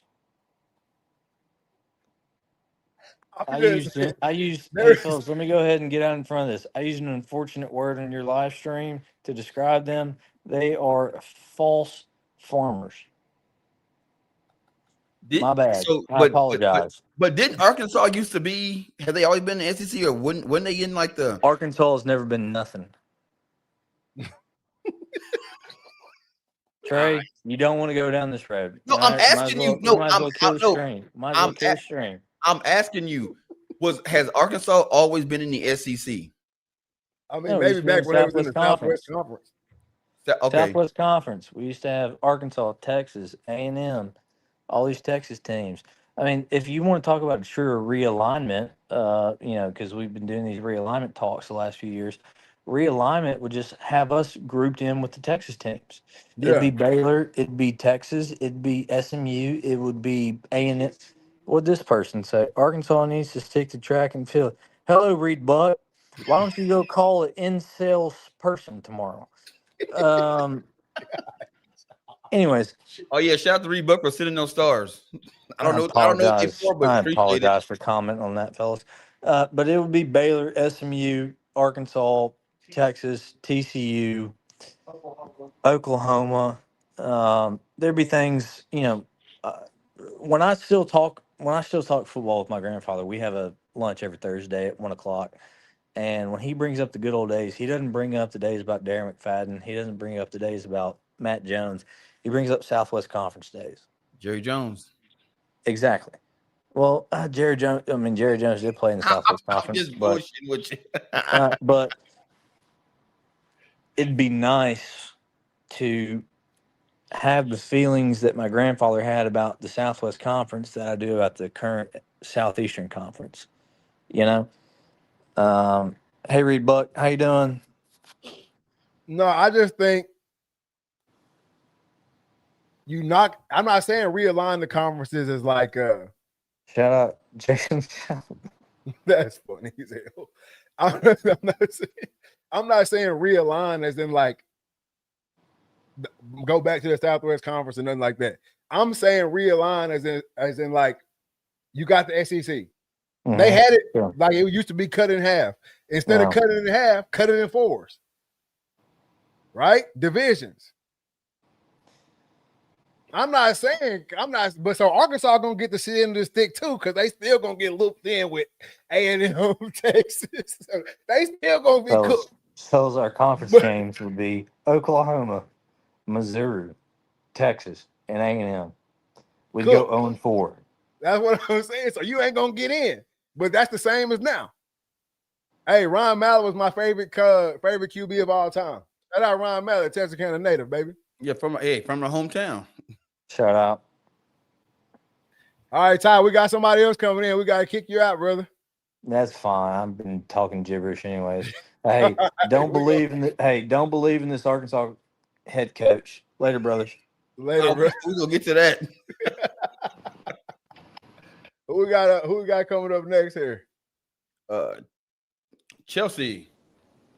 What's up, guys? How we doing tonight? Oh, she got the Alabama stuff in the back. But got the Texas hat on. What, Hey, you hey. confused right now. No, I'm not. I'm a Dallas Cowboys fan too. So Yo, you living all wrong. I What you got for yeah, us? my teams are all over the place. That's a story for a different time. You guys didn't have to kick off that other guy. I was liking what he was saying. Oh, I don't know how you was liking that. But what you got for us tonight? I don't know. Like, I just don't know how I feel about, like, I mean, you're talking about, like, riding with Ohio State, and it's like, I just don't see it. With their schedule, I'm hoping Indiana wins. But it's not about just this season. They did it last year too, right? Ran the gauntlet in the playoffs, won it. They come back this season. They've yet to lose. So we're talking about a champion who has yet to be beaten this season. I don't care if they play. It's not like they're winning by 1 point versus the teams they're playing, right? Like, it's not like every week they're going to OT. Like, even with Texas, like, you know, they get taken to OT twice this year, right? It's not like that. Alabama struggled this year with a few teams. Like, it's not like that with Ohio State. They are literally beating the dog shit out of everybody they play against. So, Well, I mean, I have my own thoughts with that. I just think, like, with all the changes they made in college football, I think that was on purpose. I think that was intended to keep it from being another Georgia-Alabama national championship. But they didn't. No changes would stop that. You don't think the NIL and the expansion, the transfer portal, you don't think all that helped? I think that Come on now, guys. it should work in their You don't think favor, if that? anything, I feel like. Yeah, it would work in their favor, but I don't think if you would have said something about like scheduling. I mean, but how is it working in their favor if you're seeing people like Ohio State, Michigan? Don't even get me started on Michigan. But if you're seeing teams like that, well, I mean, Michigan, when Harbaugh ended up winning the national championship, cheated his way up there. So I think they beat Alabama on the way, but I ain't gonna talk about that. yeah, okay, but that's what I'm saying is, how did they get there though? They cheated. Blake Corum and fucking JJ McCarthy or whatever his name is. Because they wasn't cheating when they played y'all, and they still got there. No, they were cheating because they were already in trouble with other scandals. Yeah, they had the whole scandal deal, but at the end of the day, you gotta get out there on the field and play. I mean, I'm not saying all that, but got you. But Alabama has just as much resource as everybody else to go out and get whoever they want to get. I'm not contesting that thought. Same thing with Georgia. Same thing with Georgia. They got a chance to go out and get whoever they want. But it is a little bit funny how, like, it wasn't until they made all these changes that you see Alabama and Georgia. We can't act like Ohio State wasn't kicking shit before NIL now. Exactly, but I will say this. I got an answer for that. Before NIL and transfer portal. Shout out to Dom. Shout out to Dom for admitting that right there. Oh yeah, for sure. So before NIL and before the transfer portal and all that, the reason why you say a team like Bama was so dominant is because once you signed, you were there. So we just like we talked about earlier in the show, they had a locker room pool of guys that could go anywhere in the country and be starters. Because at that time it was, I want to play for a national championship, and the best shot for me to play for a national championship is to go to Bama. Because that was the only thing on the table for me. Now you open up the transfer portal, you bring in NIL. Now, if I'm a third string at Bama and Ohio State come and say, hey man, you've been riding the bench at Ohio State. You've been riding the bench at Bama. How about you come up here to come to Columbus and we'll get you, $10,000. He gone. Oh yeah, and that's what I'm saying. Like that's how you're seeing these other teams be where they're at now. I disagree with that. I can disagree with that completely because why did Clemson come out and win their couple and be in there beating Bama, beating everybody? This is pre-NIL. Yeah, but Clemson, like okay. So you want to look at like Dabo. I mean, look at the type of coach they had. Like, they getting their shit kicked right now. So now they are, yeah. But look at how Dabo is. Dabo, he was having issues with NIL, with transfer portal, and all that, and that kind of hurt him because he wasn't accepting that. I agree with you there. NIL hurts teams like Clemson. But I'm saying before that, if teams like Alabama or Georgia, because you still, when you have a team like Alabama or Georgia, you still let's just say there's 100 players out there, right? There's 100 players out there. Alabama or Georgia, you're still the draw. Yeah, and I'm not disagreeing with that. I still think Alabama and Georgia are still going to be top teams. But are you going to see them in a national championship like you used to? Probably not. Because of all the changes. That just depends on where they fall in the rankings. That's it. That just depends on if they willing. And that's part of the changes. That's part of the changes. No, the rankings have always been the same. The rankings have nothing to do with this. Hold on.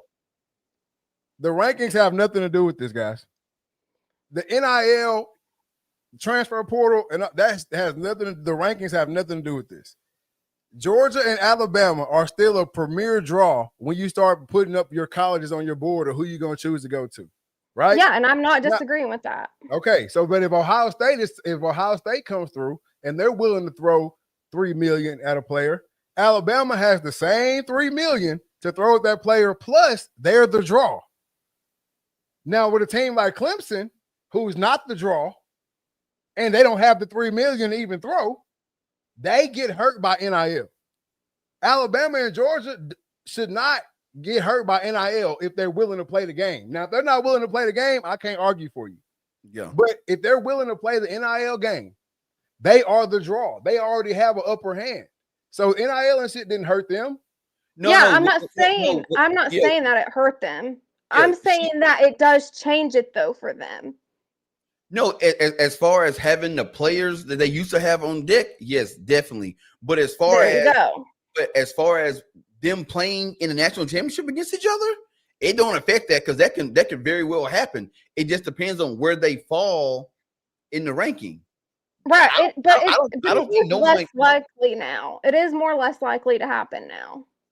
Not really. I mean, it could happen. I mean, do you see it happening? See, that's what I was going to ask you. Okay, I don't know. I don't see it happening. So check it out. It literally can happen this year.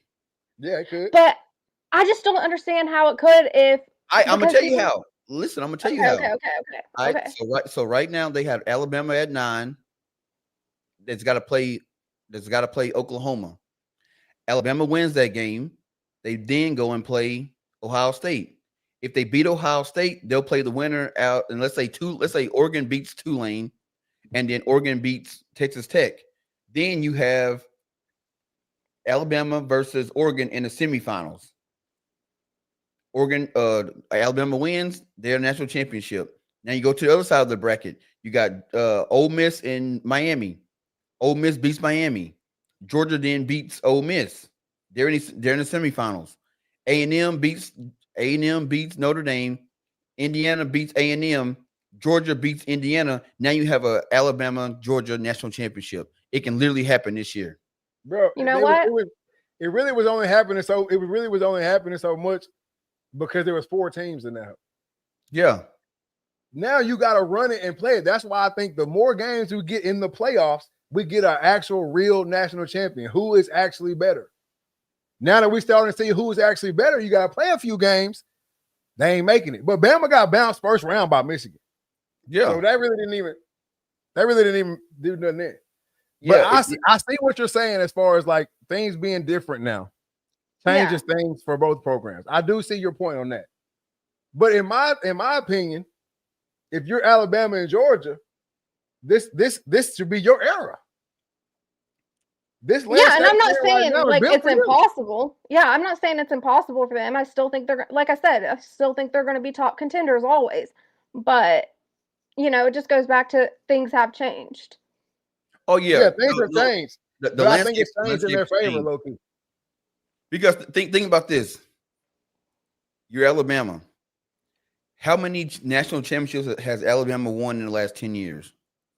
Oh dang, I can't count them all. That's crazy.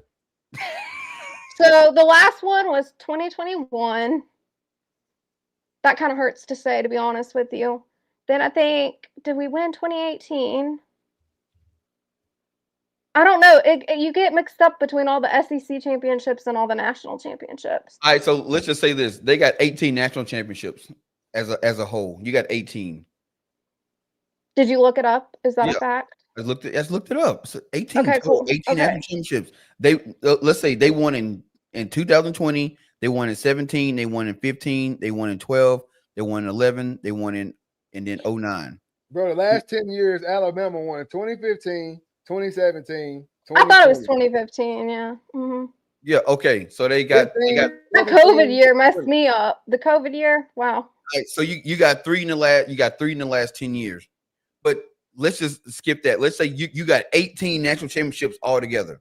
And you got the buzz of being Bama. I'm Bama. Now you throw NIL on top of that. Now, like Nick said, are you going to play the game?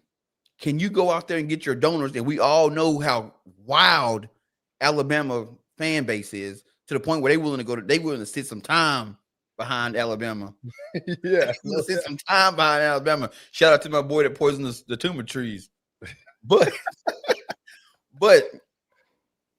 if they want to play the game, you got to play the game. Everybody gave shit to Ohio State last year because they got a $22 million roster. That's what whoever they donors are said, we're willing to put this money up and we want a national championship. They got one. Now the game is, if you want this is what you got to go do. So if your program is not willing to do which goes along with the rules, if you're not willing to play the game, you cannot complain about it. It sucks, but that's the way things are now. So if Alabama, I agreed with that. so if Alabama says, "Hey, we want a national championship, and we're willing to do like what LSU doing," LSU was giving Lane Kiffin $25 million a year stipend for NIL. Money talks. He can do a whole lot of stuff with $25 million. Now, will it work? We don't know, because we also seen where A&M had the number one recruiting class in the country like 4 years running and couldn't win shit. They actually ended up losing money. They had to give old buddy $78 million to get up out of Dodge. Oh yeah, Jimbo. Are you talking about Jimbo? Yeah. Mm-hmm. So just because you spend the money on the roster don't mean you're gonna get that championship, because Phil Knight gave Oregon a blank check and they ain't did shit yet. So we're only 1 year from that. We're only 1 year from that, and they got a chance this year. Yeah. Even though I don't think that style of football is playoff football. No, it's not. But I think they got a chance. They still in the running. But this is my thing right here when I look at these last 10 years. And I see Alabama, Clemson, LSU was a one-off, Alabama, Georgia, Michigan, Ohio State. When NIL comes around, say it again. What year was it that Ohio State, I hate talking about this, but what year was it that we had Derrick Henry and Amari Cooper and we lost to Ohio State? Was that like 2014? That might be 2014. That's when they had the three quarterback. They had Ezekiel. Ohio State had Ezekiel Elliott. Mm-hmm. They ran that ball all over us. Yeah, and they had a third-string quarterback. Listen, why'd you have to go throw that in there? Okay, I was doing fine on my own till you added that. But I'm just with that last 10-year run right there. When I'm looking at this list, it looks like Alabama and Georgia, like I was saying, they have the upper hand when we flip the script to NIL. You had the chance to be still the perennial program, the program that gets all the guys, because you can pay for it. I don't know I don't see how the rules were changed to stop Georgia and Alabama from being the powerhouses they were. Because in my eyes, when the rule changed, all you did was give them another reason to get recruits. Yeah, because think about this. Think if Nick Saban would have said, okay, this is the game now. I'm playing it. I'm willing to pay anybody to come to Alabama $2 million. Well, I mean, they paid Bryce Young. They did pay him. And I don't think Saban didn't want to pay him. I don't think he wanted to pay him, but you had to. But actually, and Bryce Young was more so that was from like Nike, else from other companies. I'm talking about I'm talking about having a team collective. Yep. Like Saban, I promise you, if Saban would have went to the donors and said, "Hey, look, I'll be my coaches that sit and talk, and this is what we need. We need, at the say NIL just started, we need $15 million a year to get these players in."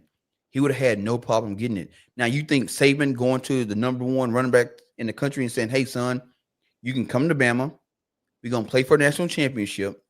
I'm gonna get you to the league. Oh, and while you playing, here's $2 million." You don't think he'd have a hard time getting that kid? He's coming. He got him. Now, the real question is, he wouldn't be able to get multiples of that guy. He's not going to have 3 or 4 of those guys in the stable. Bullshit. You don't think so? I think he could. Bro, I will sit on the bench for $3 million. I'll sit on the bench for $2 million. That's not the reason why guys are jumping ship. They're not jumping ship from $2 million to $2 million or $2 million to $3 million. They're not doing all that shit. They jumping ship from nothing to a bag, or from 100,000 to $2 million. Like, that's when you got the guys jumping ship. I think we got this false narrative or this false perspective of what NIL and the transfer portal has done to college football. Yeah, if you're not giving your guys anything, the team that's going to give them something is going to get them. Yeah. But if you're giving them something, especially a well amount, they're not going anywhere. Why didn't Jeremiah Smith at Ohio State? I know you probably don't want to keep talking about Ohio State, but Jeremiah Smith at Ohio State could will and deal any deal he wanted to in the country. There's not a team in the country that's not willing to pay him $1 million over what Ohio State is paying him. Not one team. True. He's just not going anywhere because we're winning, and I'm getting $4 million. And I'm getting paid. Like it's a hand-to-hand type of situation. If Alabama goes out and if Alabama goes out and whoever the number one quarterback is in the country right now, if they go out and say, "Hey, we got $5 million for you," he's coming to Alabama. Straight up. If they go out to the number one receiver, which is Jeremiah Smith, in my opinion, and say, "Hey, they're gonna have to give 10 for him to leave Ohio State anyway." He coming. If they want the saying kid out of Ohio State to be the quarterback next year, and they got 10 mil waiting on him, he coming. Like that's not the loyalty aspect of the shit is out the window. Yes. The loyalty. Oh, I agree 100%. Yeah, I've been saying that. So Alabama has the chance to run the table how they want to run the table. They don't want to play the game like that. They want to win it the way they win it. We get good players, we develop good players, and we win championships. They're still stuck. Whatever team, you look at Texas Tech. Texas Tech is the prime example. Oh, Ohio State spending 22? See, we finna spend 22. And they got the oil money. They got oil money. And we're going to build a roster that's now we number 5 in the country. Wasn't nobody checking for Texas Tech. No. Hey, look what O'Donnell get their bag, and they got them. So if Texas Tech can do it, Alabama can do it. Georgia can do it. Tennessee can do it. Hell, anybody can do it. So I just think we can't push the narrative that college football changed the rules to stop Alabama and Georgia from playing for titles.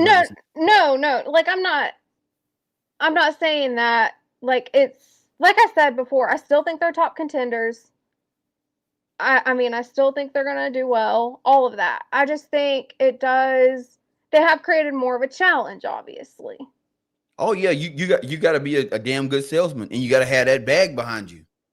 You just got to look what Dom said. He said that's facts. Alabama just lost 2 3-star receivers to Vandy and Auburn today because they weren't paid the first year.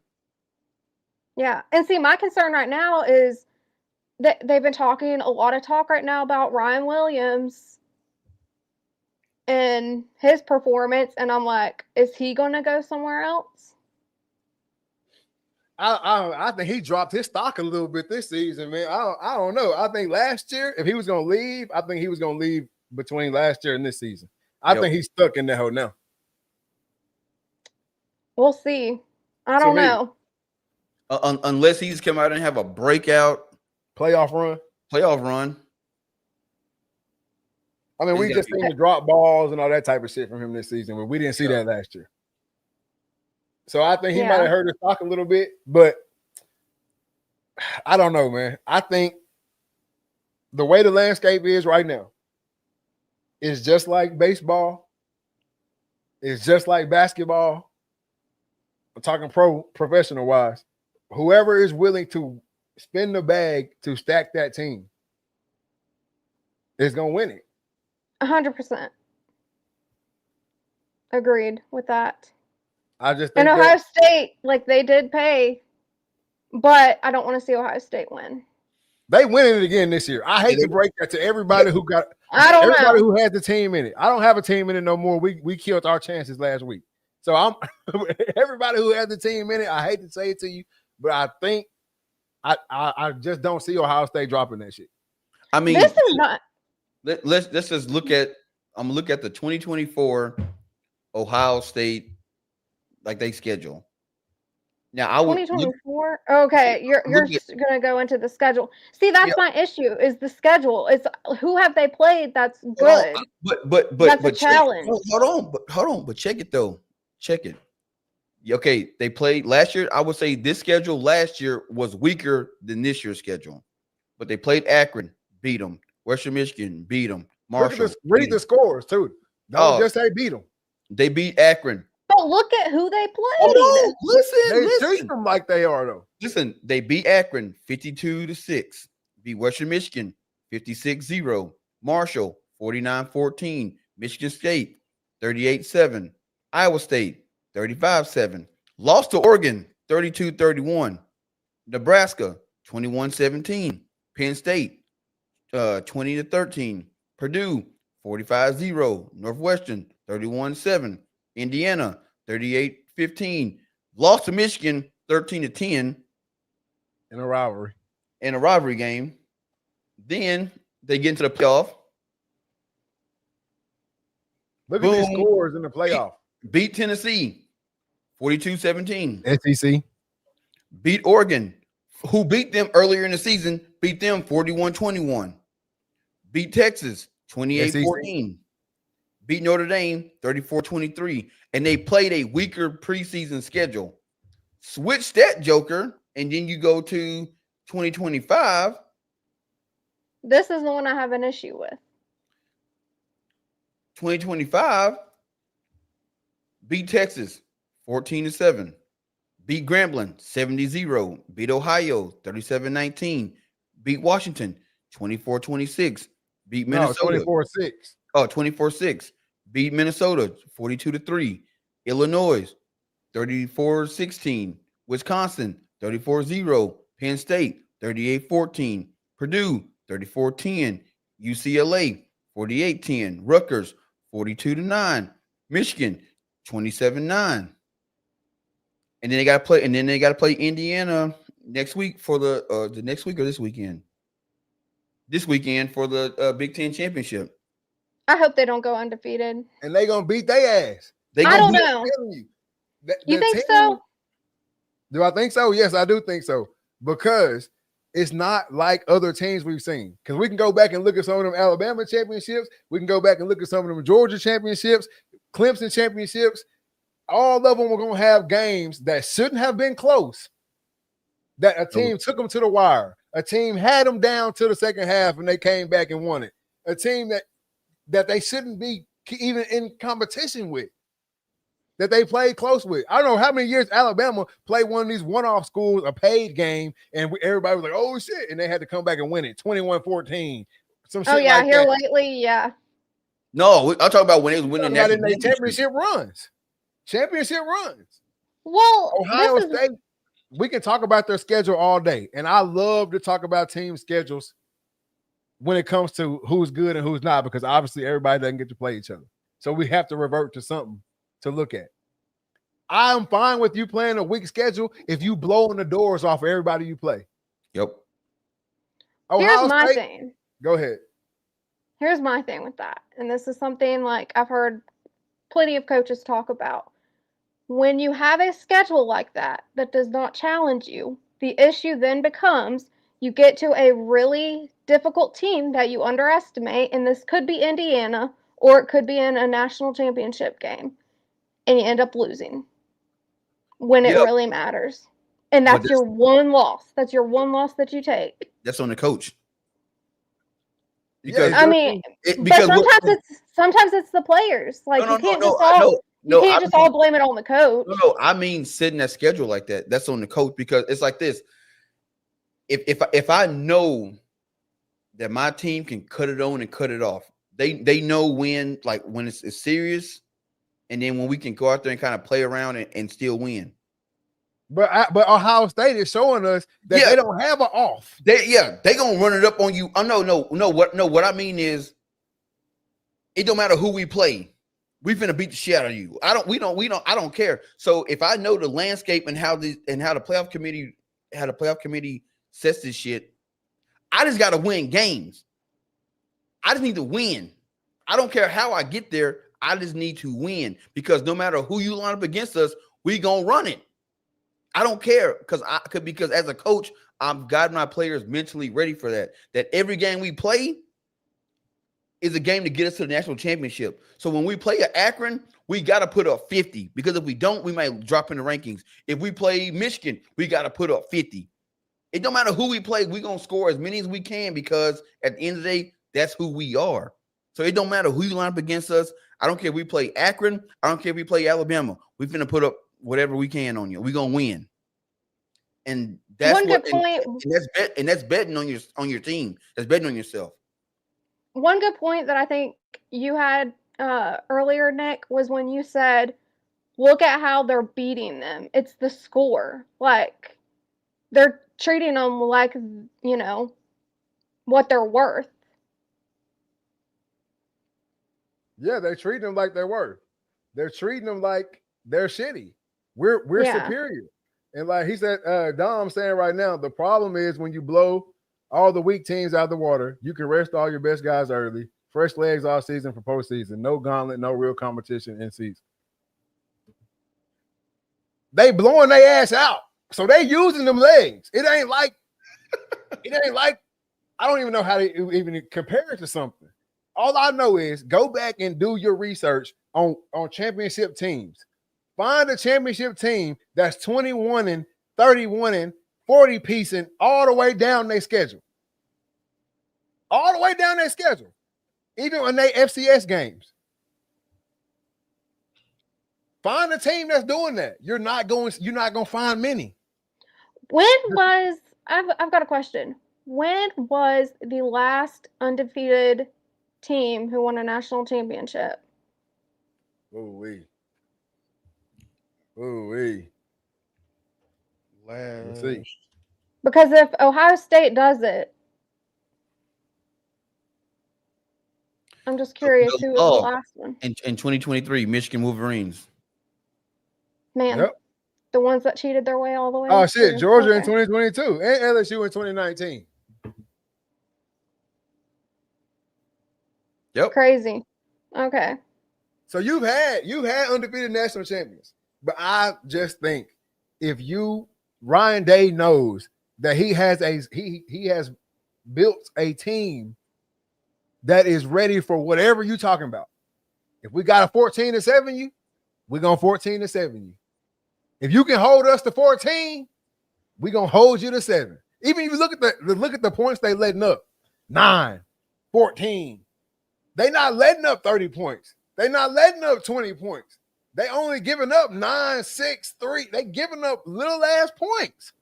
Yeah. They are beating the shit, literally beating the shit out of everybody that lines up in front of them, regardless of what your name is. So, hey, so we were talking about the score. So we look at LSU in 2019. So LSU played Georgia Southern. They beat them 55-3. Played Texas, beat them 45-38.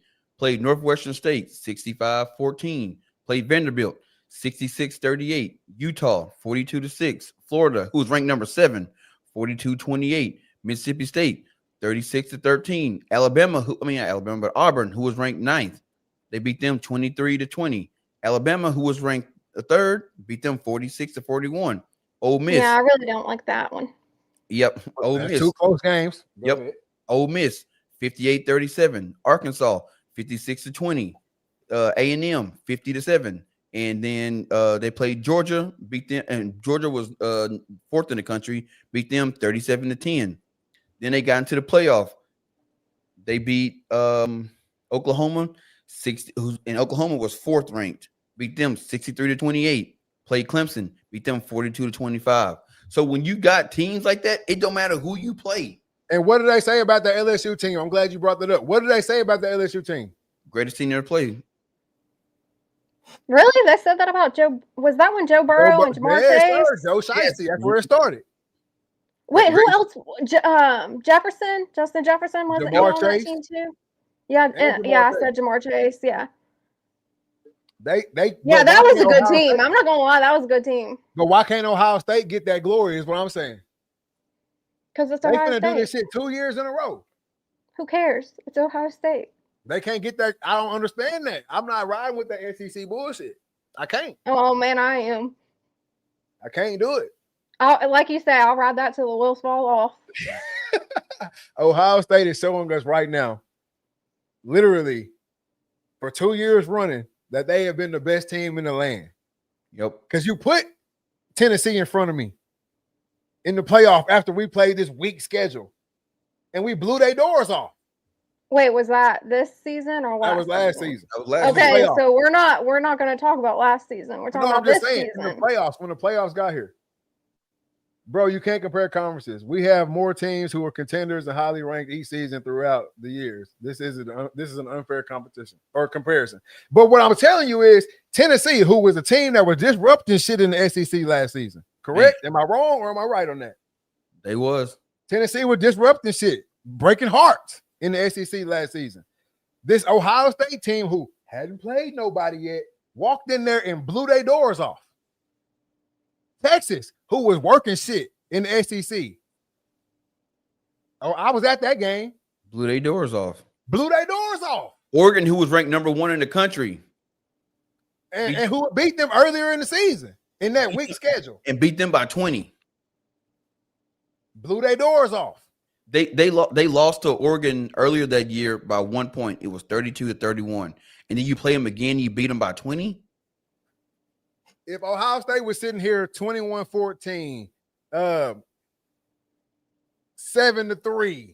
9-6, all the way down their schedule, because I agree with y'all that their schedule it don't look as good as a SEC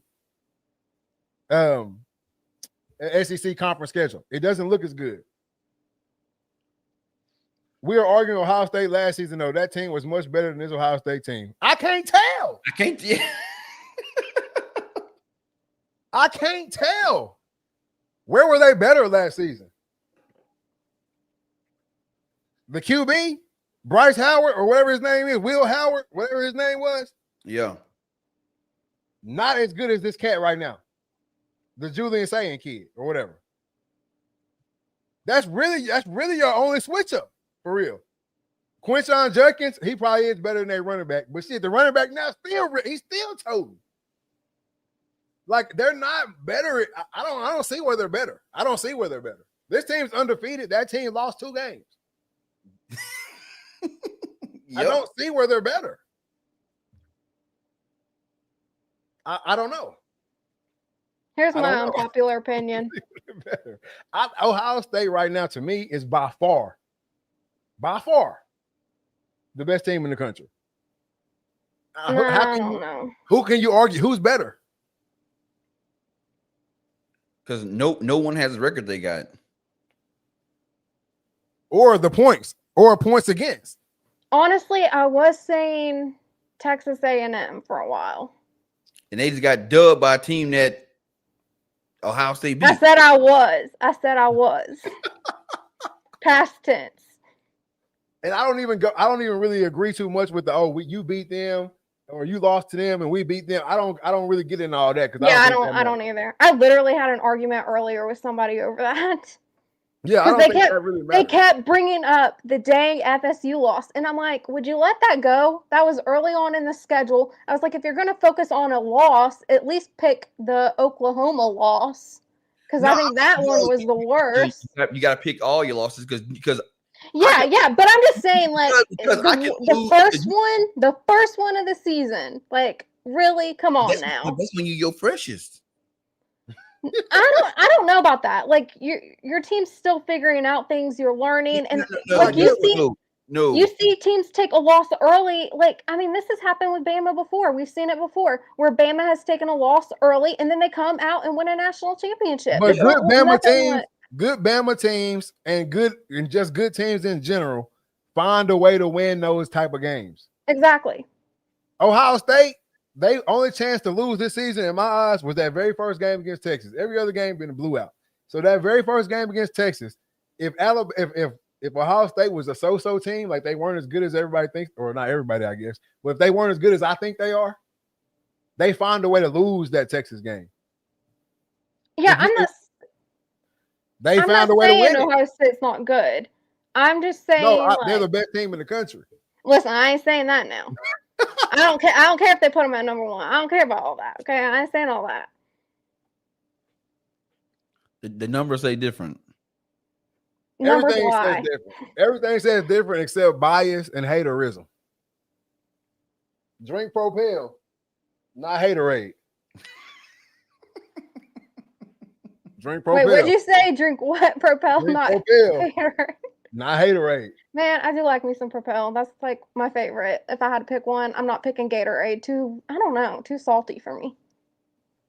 Ohio State has done nothing but show us that they're the best team in the country this whole season. And for that, I got to ride with them. I don't know. They haven't showed us anything else. I mean, I love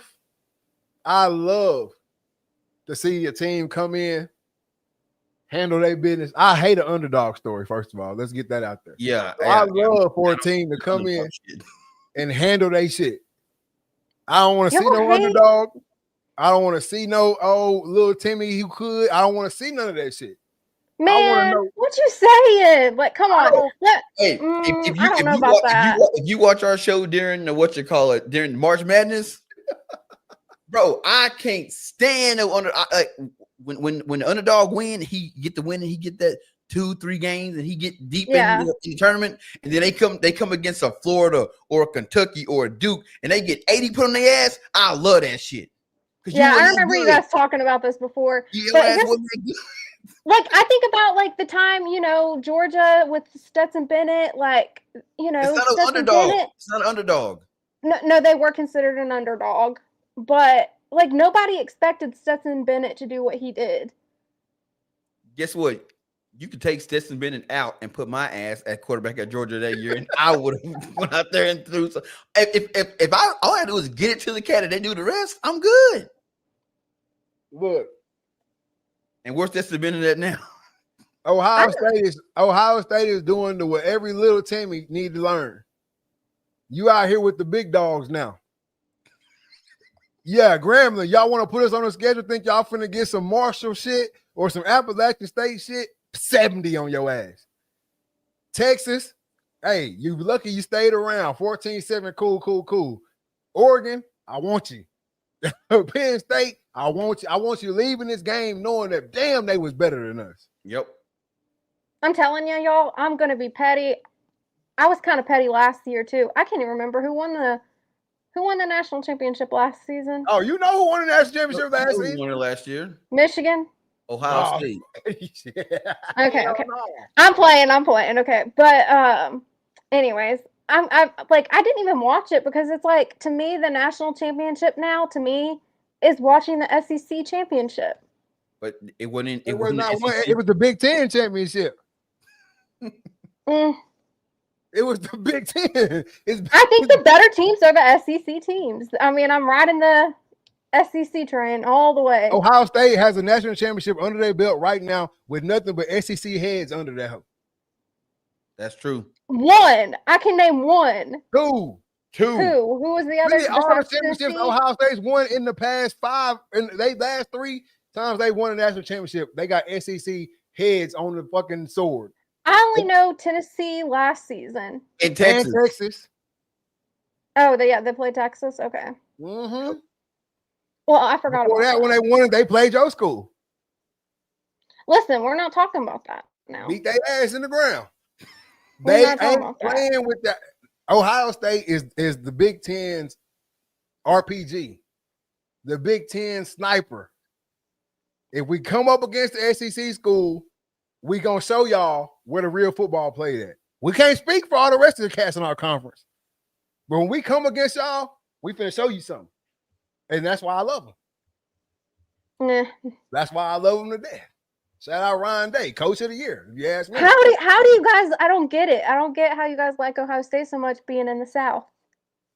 I'm a pony, so all that other shit don't matter to me. Most of the time, we ain't even in it.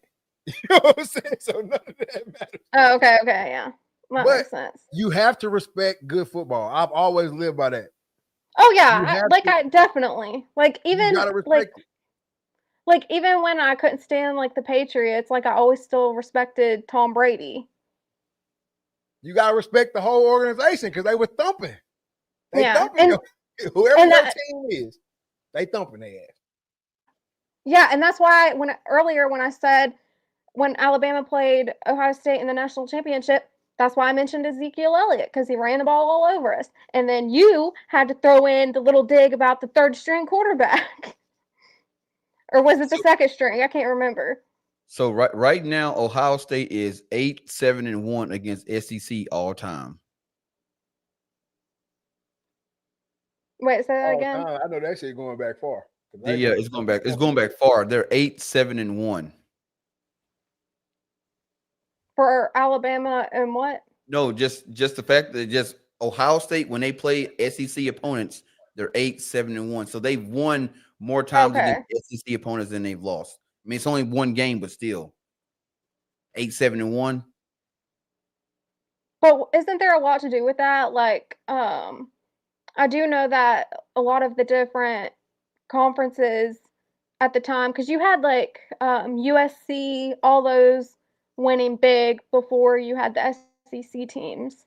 Yeah, you had the BCS, and with the BCS, it was not in the favor of the SEC because of that's what that whole we just beat each other up. So you would have the BCS. When you had the BCS, you'd have 5 or 6 SEC teams in there, but they all got to play each other during the year. So with BCS, if you lost, your ass dropped dramatically. It wasn't you sitting at 2 and you lost and you go to 5 or 6. You'd go down to 15. The BCS did not favor losses very well. They didn't give a shit who you played. So yeah, you had USC and Texas and Penn State and Notre Dame. Them teams kind of ran the and Florida State, Miami, Oklahoma. Those teams ran the BCS because it was all computer generated. I had someone say earlier, bring back the BCS. No, what are you smoking? What are you smoking? Heck no.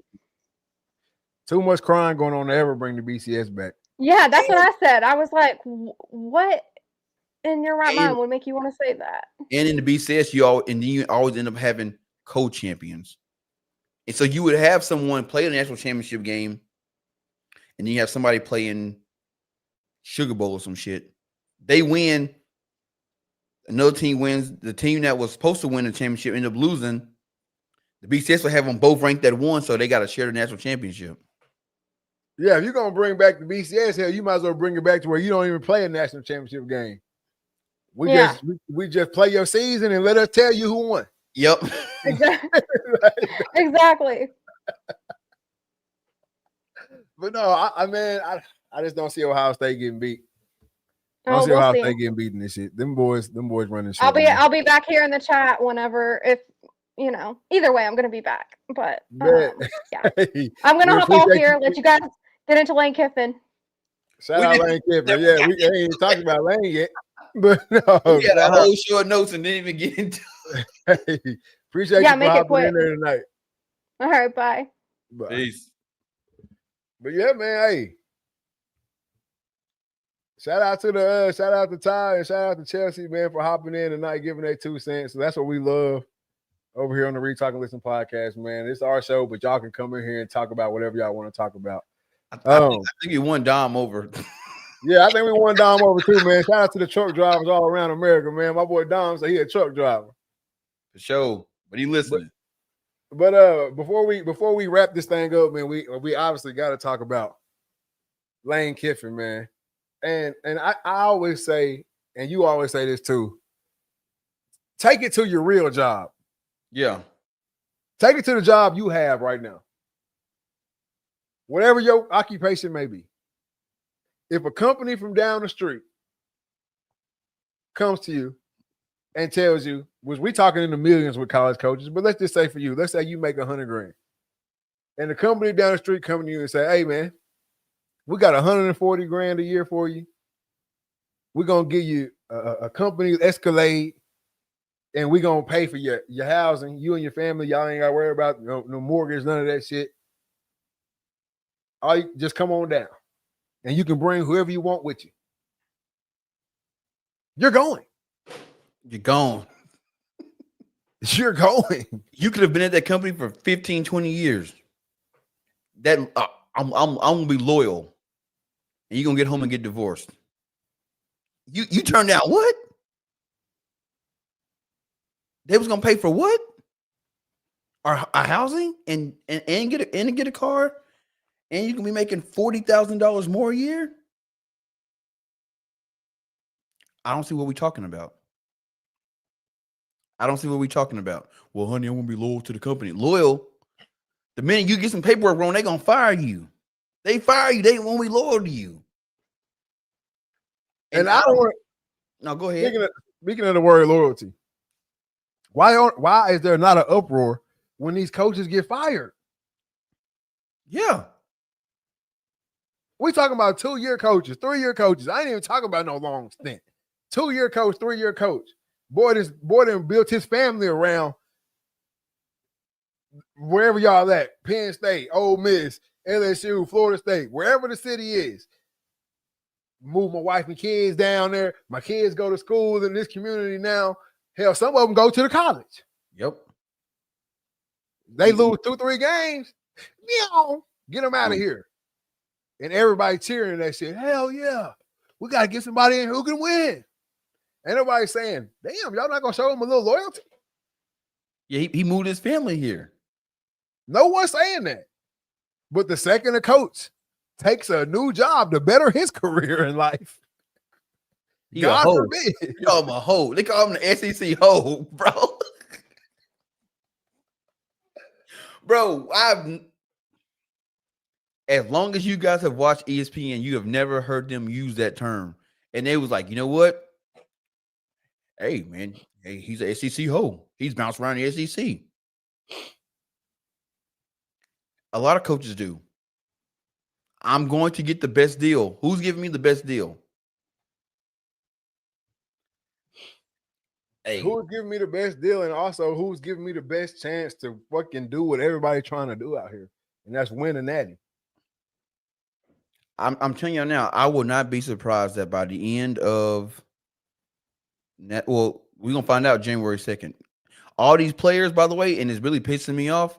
All these players from Ole Miss hopping on TikTok and shit saying, oh, this is how the coaches meeting really went and all this shit. Come January 2nd, keep the same energy. Don't hop in that portal. But watch how many players gonna hop in there. You know who ain't saying nothing, don't you? Who? The quarterback for Ole Miss, he ain't saying shit because he know shit. When that portal open up, I'm gone. Should win. I'm gone. Because they saying that that they're getting upset with Lane Kiffin because everywhere he goes has been a bad breakup. It's always gonna be a bad breakup when you leave one company and go to the next. When you leave one team, and go to the next. It's gonna be a bad breakup. But if he was saying, "Hey, look, I wanted to coach in the playoff game. They told me I can't, so I'm leaving. So cool, y'all gonna do me like that. I got y'all here, and y'all gonna do me like that. So by the way, hey, assistant coaches, if y'all plan on coming to Baton Rouge, you better have your ass down there in the next 24 hours. Otherwise, don't come knocking because you're not gonna have a job.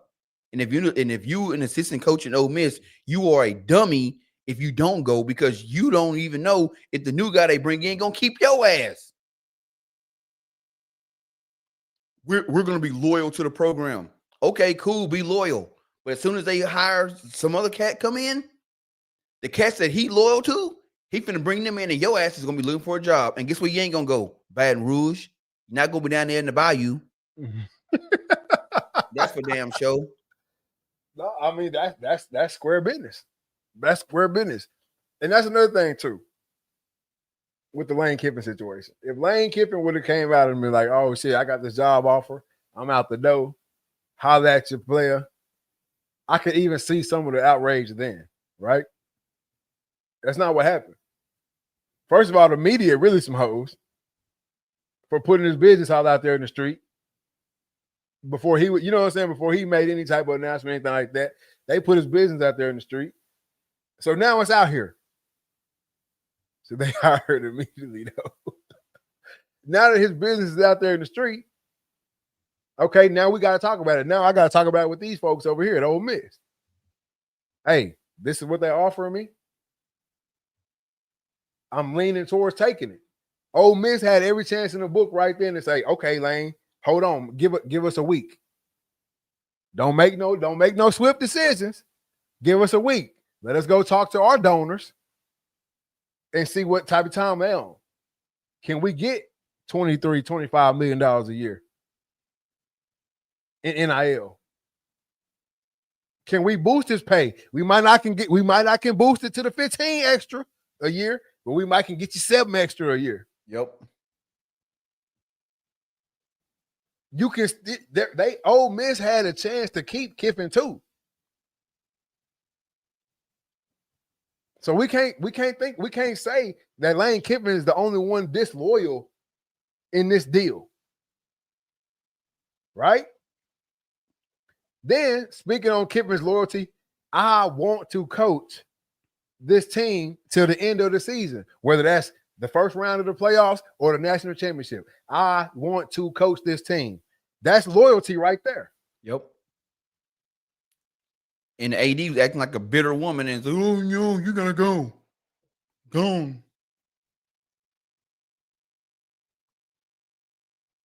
So if Ole Miss, y'all get bounced in the first round, it's really on y'all. Not saying that Lane Kiffin was going to win it for you, but all you know is Kiffin right now. As far as this team. Yo, defensive coordinator is your head coach now.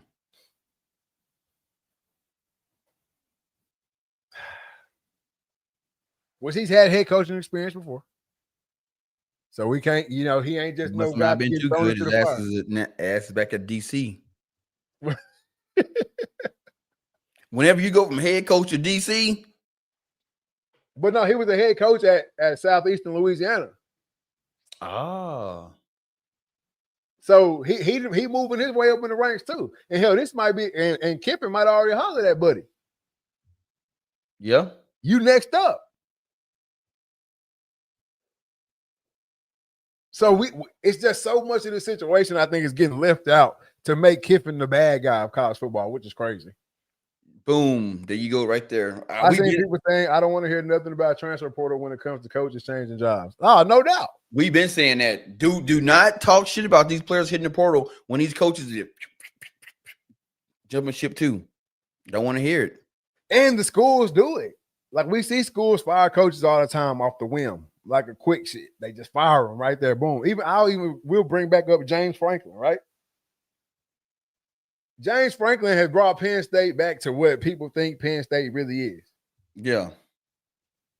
Loses 3 games in a row. Hit the dough, son. But what you said, I don't think people fully grasp what you just said. James Franklin took over a Penn State team that the program was known for having PDF files. It was a smear. No coach want to coach here. I don't want to come and touch you with a 10-foot pole. So they go get a James Franklin. I don't know where he came from, but he stayed there and he brought the program back to prominence. The first sign of he lose 3 games, oh, you got to go. So all that shit, I put my reputation on the line coming here. I brought my family here. I lose 3 games and you let me go? Well, it's not just those 3 games, it's the big games. We ain't talking about that. So these programs don't have loyalty to these coaches, so the coaches shouldn't have loyalty to the program. At the end of the day, it's just a job, straight up, and that's how it should be looked at. Yeah, I can't get down with it. And every time I research James Franklin, the bullshit excuses that they have for firing that man is out this wazoo, man. And that's how you know it's some BS. Whenever they are coming up with BS excuses, like you really didn't have a reason to fire them. But it's what somebody said during one of the shows. They did it because they thought they were going to get somebody better. And that's what have they even hired a coach yet? No, Penn State has not hired a coach yet.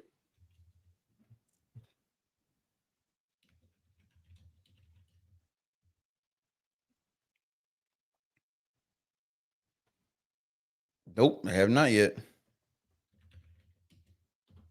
And well, they got this guy named Terry Smith, and the players love him, but shit, they ain't finna hire Terry Smith. I can tell you now, I can tell by looking at Terry Smith, they ain't finna hire him. You know Terry Smith? Nah. Huh? Nah. Look, this is why they ain't finna hire him.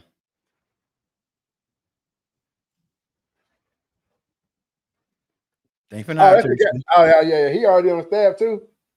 Yeah, he was already on staff. He's intern. Terry. No. They don't get down like that in Happy Valley. Nope. But all the coaches in the carousel are getting snatched up quick now, especially down in the AAC.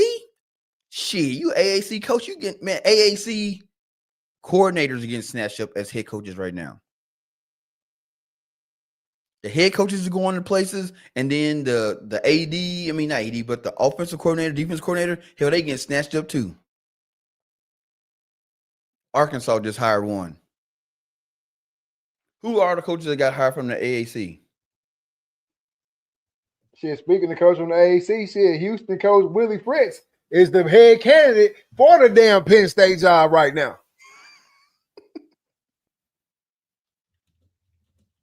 So I just can't get down with that shit, man. I just can't get down with that shit. I'm telling you, and hey, that the fucking article right here. Yeah. Literally, I'm telling you, Willie Fritz got some tie to Penn State. Penn State. Because the the Penn State head coaching search is getting weirder by the day. Is the name of this article. Because you didn't go out and splash. Yeah. I told you what them folks doing. They trying to get somebody in there that they know. This ain't have nothing to do with wins and losses. But nobody spoke on loyalty when he got the boot. Yep.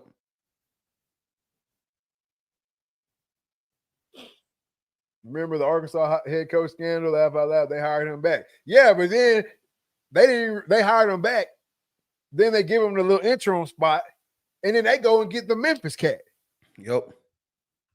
Like y'all ain't really trying to win. Didn't nobody say he wasn't loyal to Memphis? Well, he goes to Arkansas.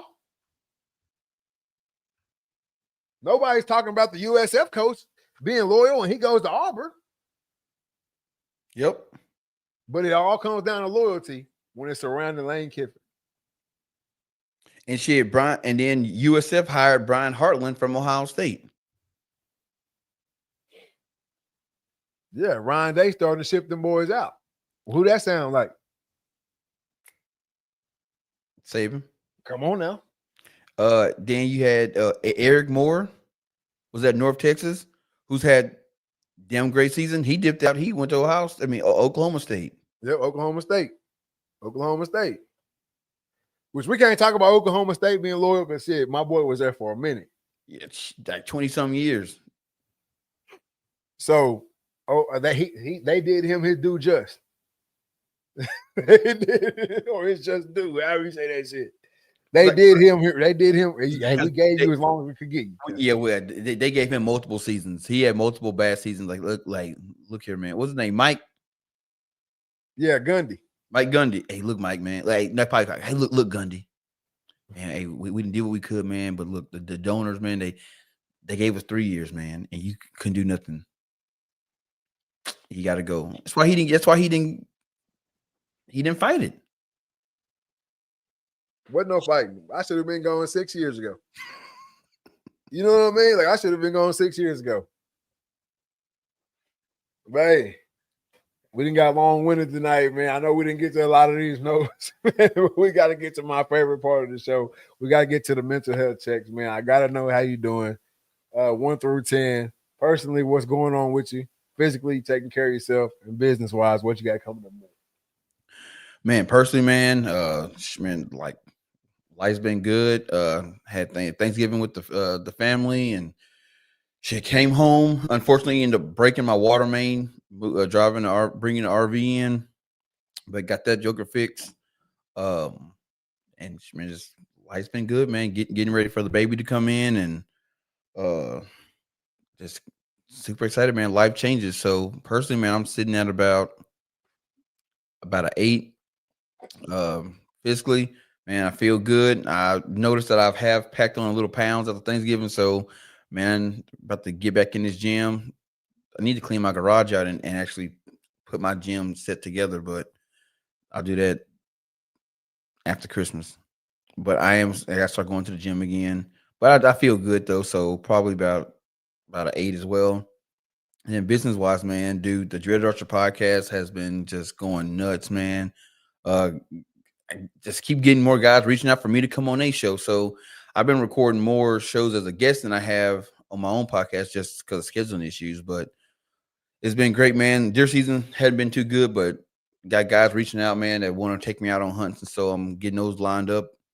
But other than that, man, everything's been good. So business wise, man, I'm sitting at about a 9.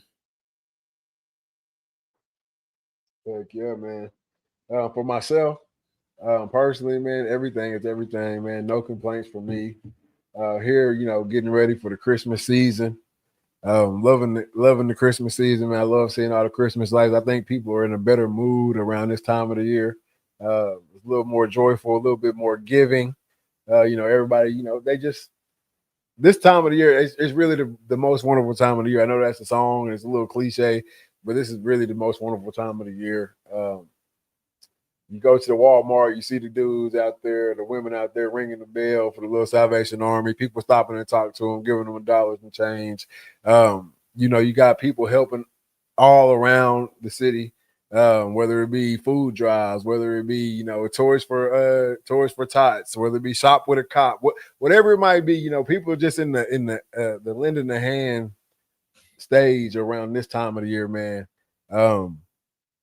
So I love it, man. It's all good. Everything is good, man. We got all our reps in from all over the country in town right now, man. We had a big dinner tonight with them. So, everything is everything, man. Everybody's happy. Everybody's healthy. We got Nutcracker coming up this weekend. I mean, everything is everything, man. So we just chilling. We sitting at about an 8, 9 over here.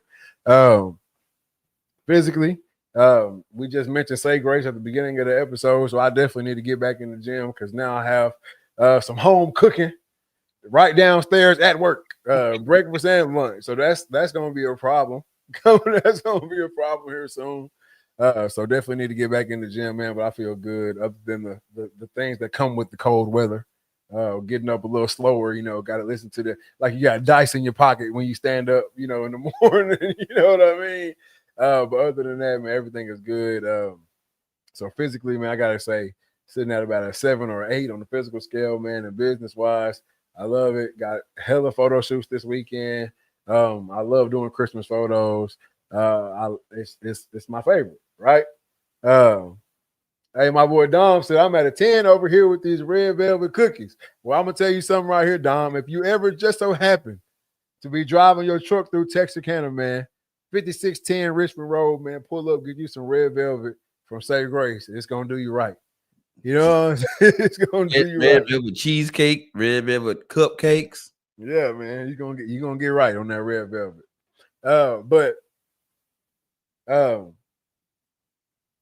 Photo shoots this weekend. I love doing Christmas photos because I love Christmas. It's my favorite time of the year, right? So got some of those photo shoots this weekend. Got a Christmas party this weekend. All type of stuff.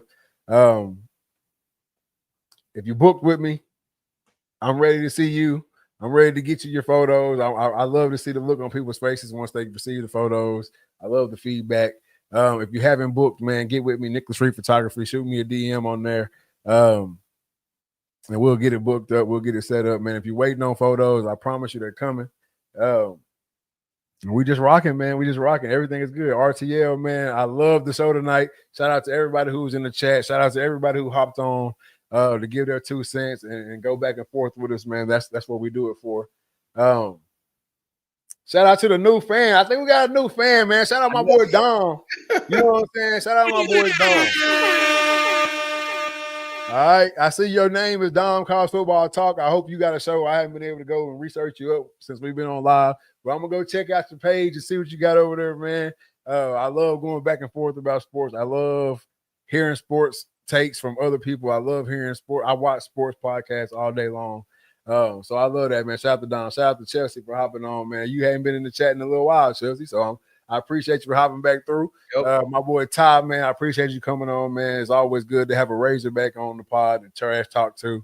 Loving it, man. Everybody in the chat, man. Shout out to y'all. GG's in the chat, like they say. But hey, we messed with you too, bro.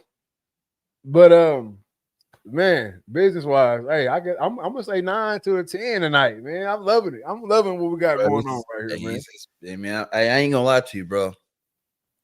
2025, damn good year, right? Yeah. I mean, it ain't over yet, but man, hey, bro, it's been a dang good year, man. Just it's a lot got accomplished. That's all I can say. No doubt. Only a few more shows left in 2025. We're gonna let season 7 rock out all the way through 2025. So I think we'll end up at like 42, 41 episodes, something like that.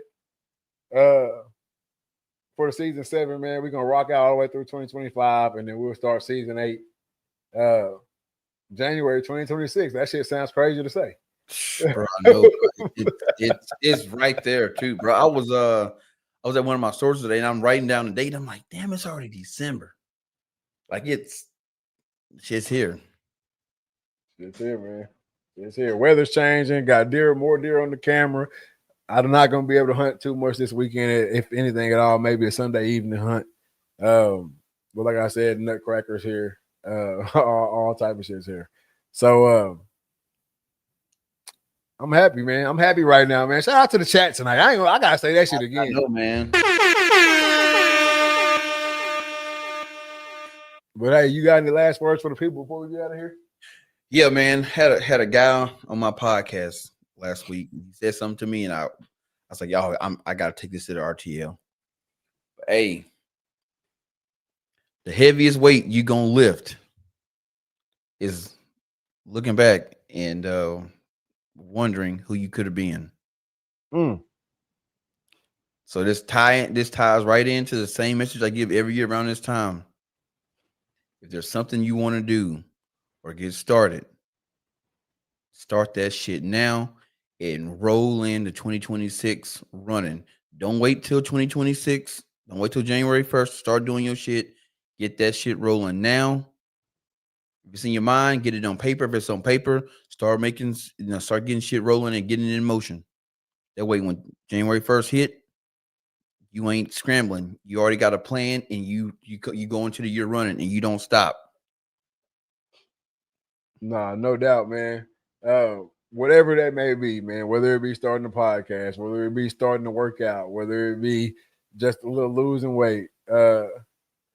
My boy Dom says, I want to say I'm proud of myself. I made the decision to re-enlist for my last 12 years in the Army to retire.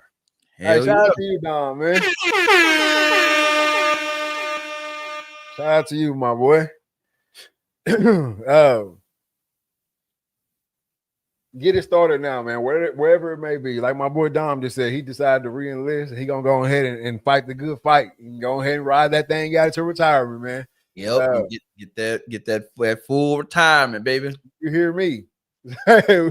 That's everybody's plan, man, to get to the end. We want to get to the end and be able to kick our feet up and watch these babies grow and do what we did. You know what I mean? Like start their families and get to a good place in life, man. Everybody don't get to that good place, right? It's a lot of people that they fighting to get to that good place their whole life, man. Hopefully everybody that's watching this podcast right now is fortunate enough to get to that good place. Like a place where you feel comfortable, a place where you can go do what you want to do and just chill out, man. So shout out to Don for that. That's a good one right there. Re-enlisting and go ahead and making that plan for retirement. My boy planning for 12 years in the future. And I fucks with that. For sure, man. Hey, but while you working to get to the end, and stop and enjoy the moment, man, because this shit fly by quick. It fly by quick, and you don't want to look back and be like, damn, man, I missed this, and this trying to get here. And I didn't enjoy it.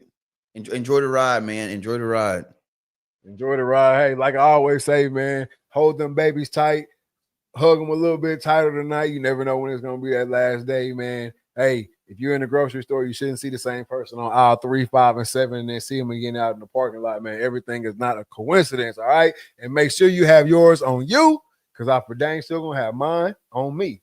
And with all that being said, man, this is season 7, episode 38 of the Read, Talk, and Listen podcast. I am your host, Nick Reed, along with my brother and co-host, Trey Reed. No Killer Cam tonight. Man, we got to get my boy Cam back.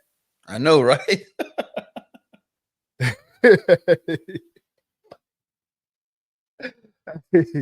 With all that being said, man, we out. Peace.